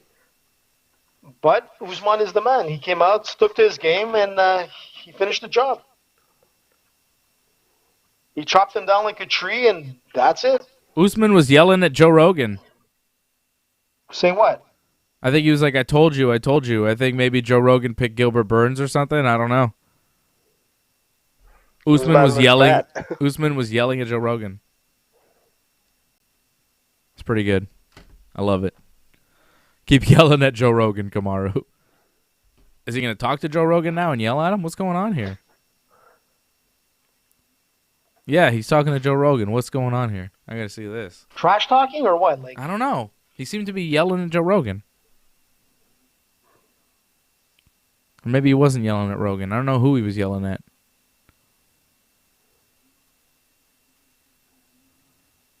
Doesn't seem mad at Rogan here now during the interview, so maybe he's yelling at somebody else. What the hell? yeah, I'll be. Kamaru Usman is a monster.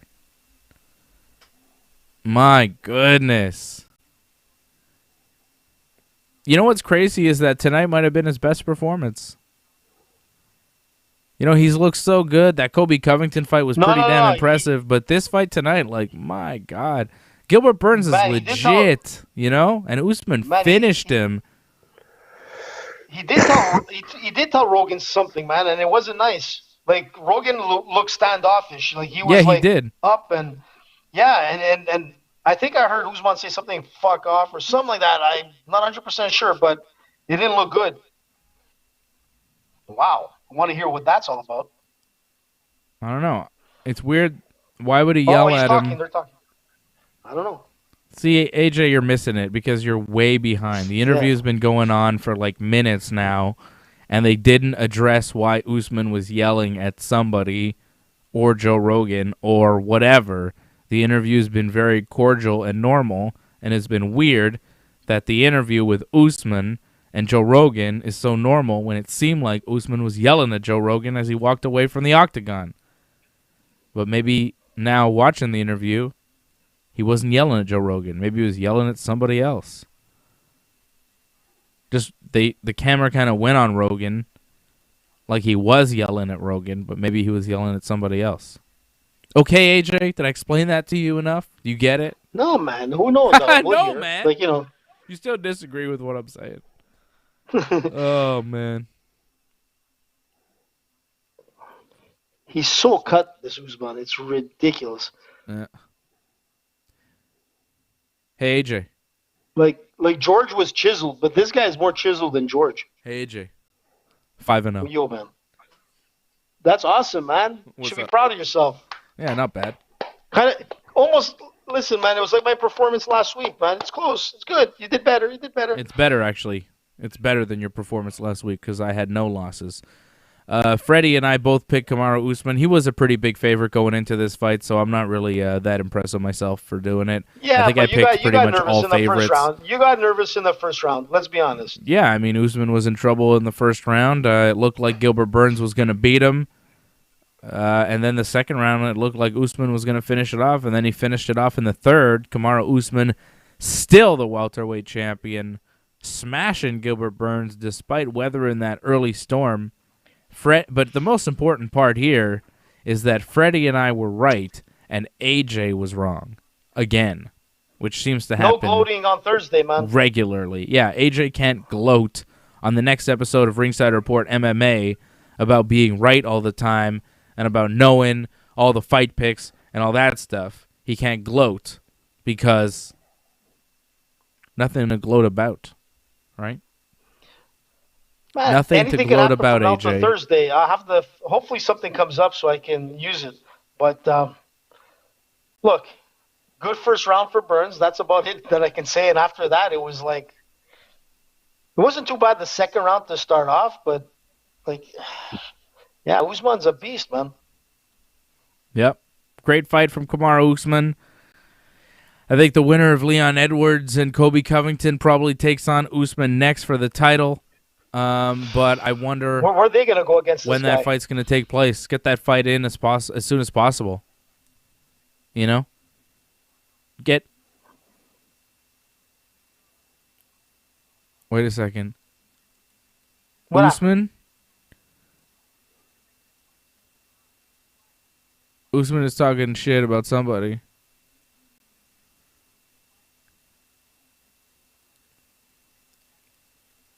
Is he talking about Jorge Masvidal?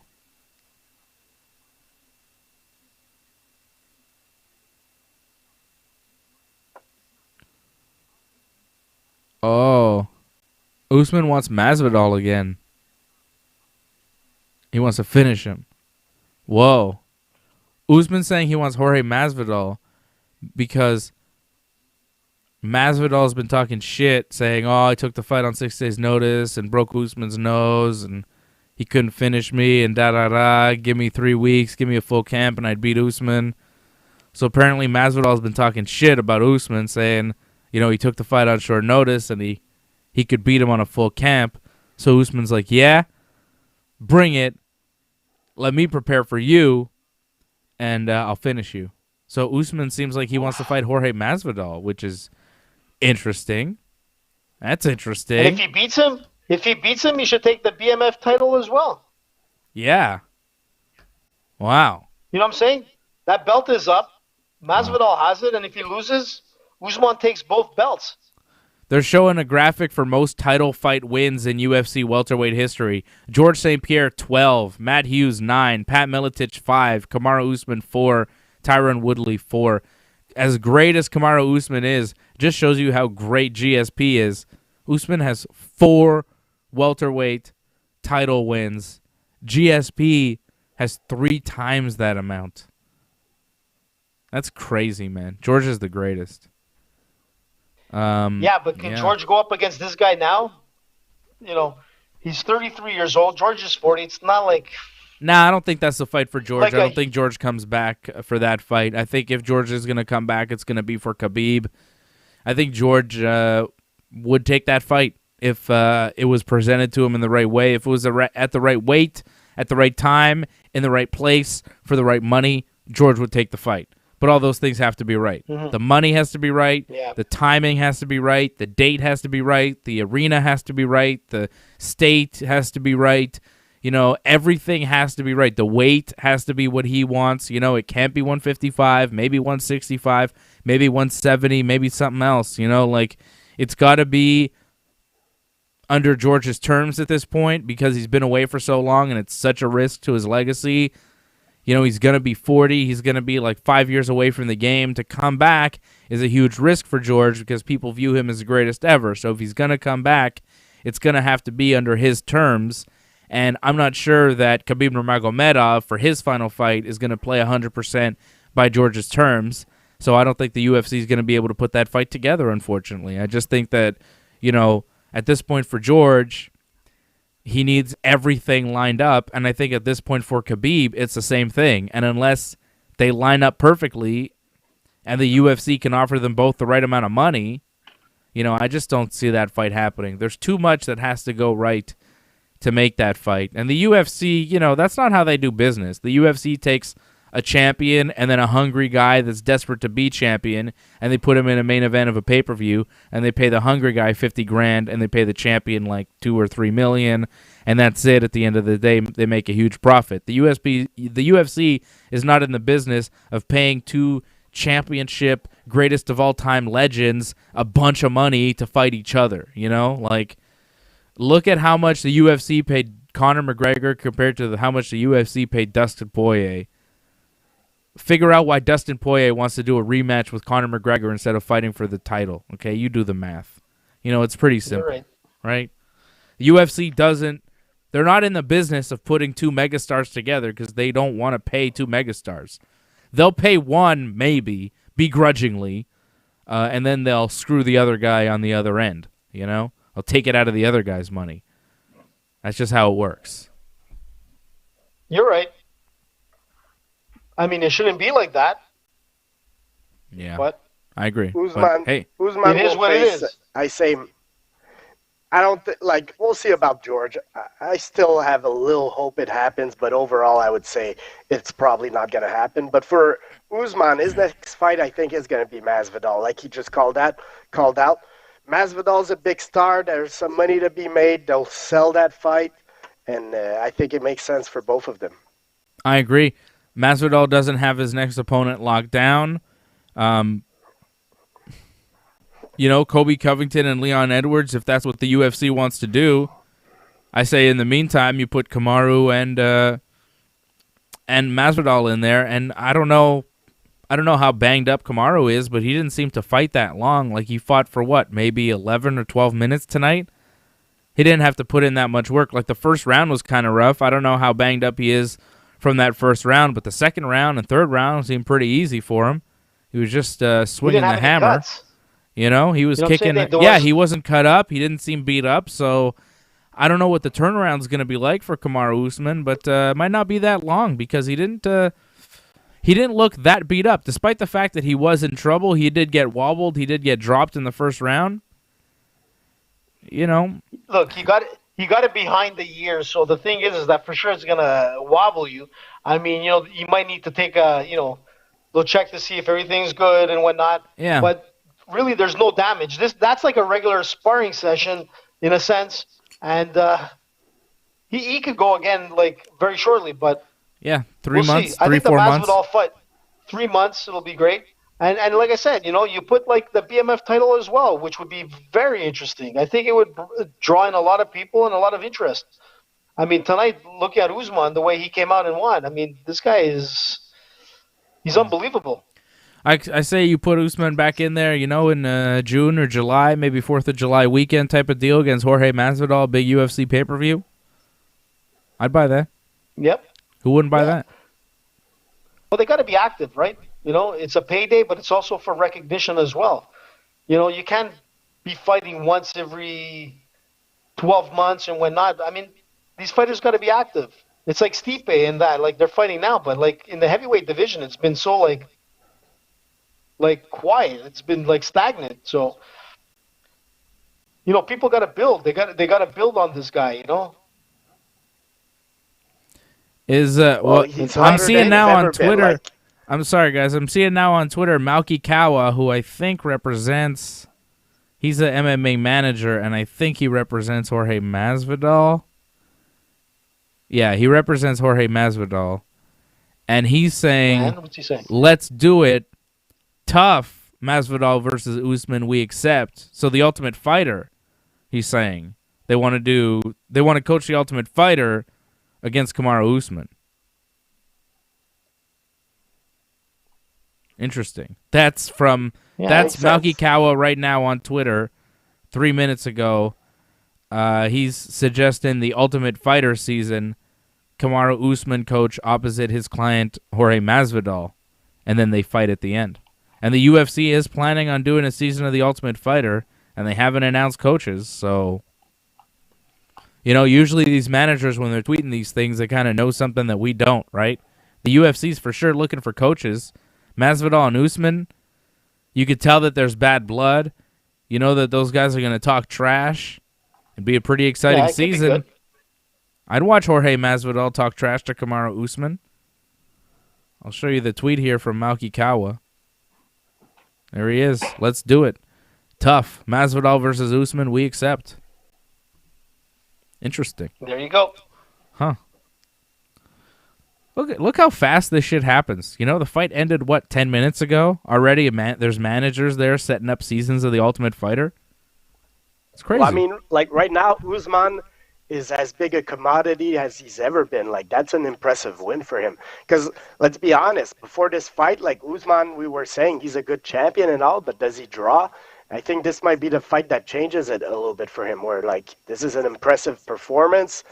And, like, he comes out mean after that, calling out people. People like that. So Usman might be a bigger star with this win tonight now.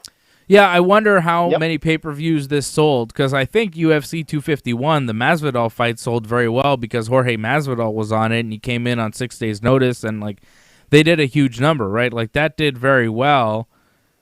But it wasn't a great fight, you know, so. No, but they had 3 title fights on that card, too. It was, like, a big card, and of course the Masvidal factor, and I think Usman tasted that and realized, like, oh, okay, I can make a lot of money fighting this guy. But I wonder if that translated to people buying into the Gilbert Burns fight tonight. Like you say that Usman became a bigger star and he's more marketable after tonight.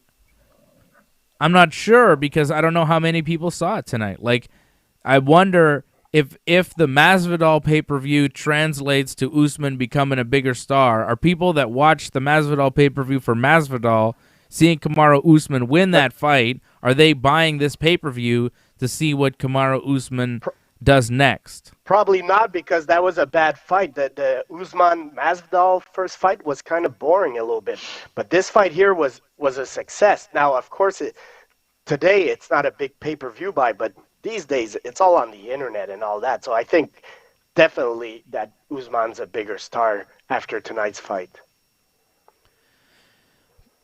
Hell of a fight.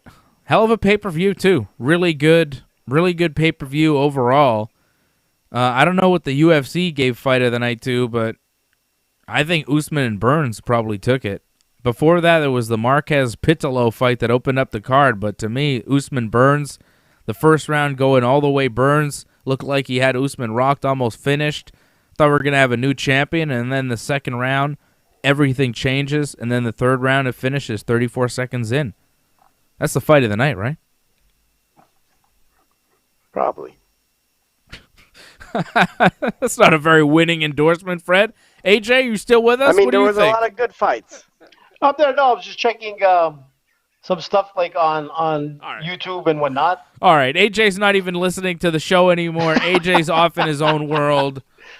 I want to hear the post-conference now. I want to hear what, I want to hear everybody. Bye, AJ.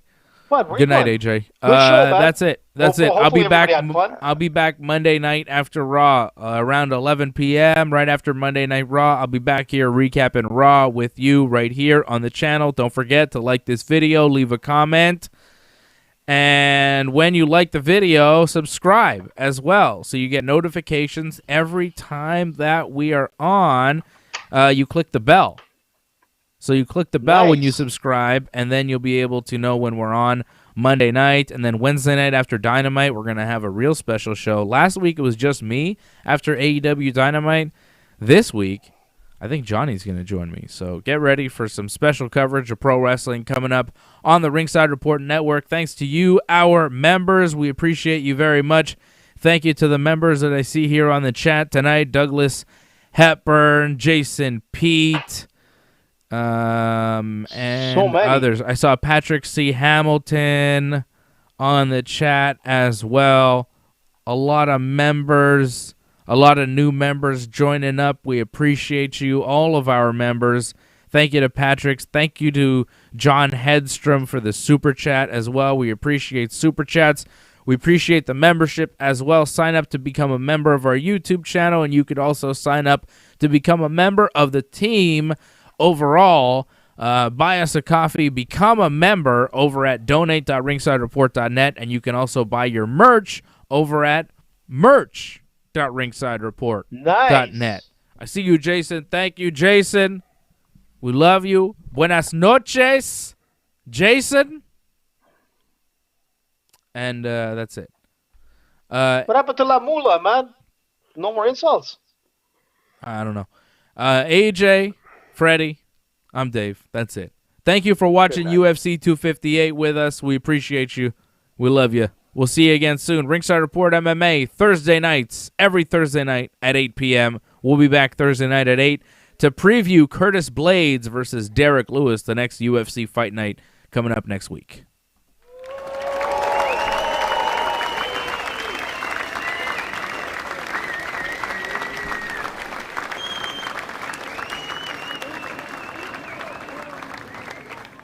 Thank you and good night.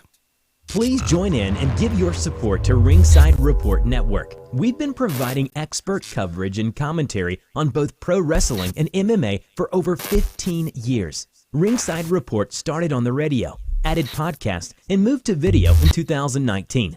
Our hosts are not just fans, but have in-depth knowledge of the subjects. Become a member of our YouTube channel now and become a recurring supporter of our work as we strive to continue to entertain you in these strange times. Pro wrestler Johnny Genesis North joins lifelong wrestling fan and aficionado Dave Simon to host our pro wrestling programming with in-depth coverage of the WWE, AEW, and New Japan Pro Wrestling. Our flagship show, Wrestling Uncensored, is live every Friday right after WWE SmackDown.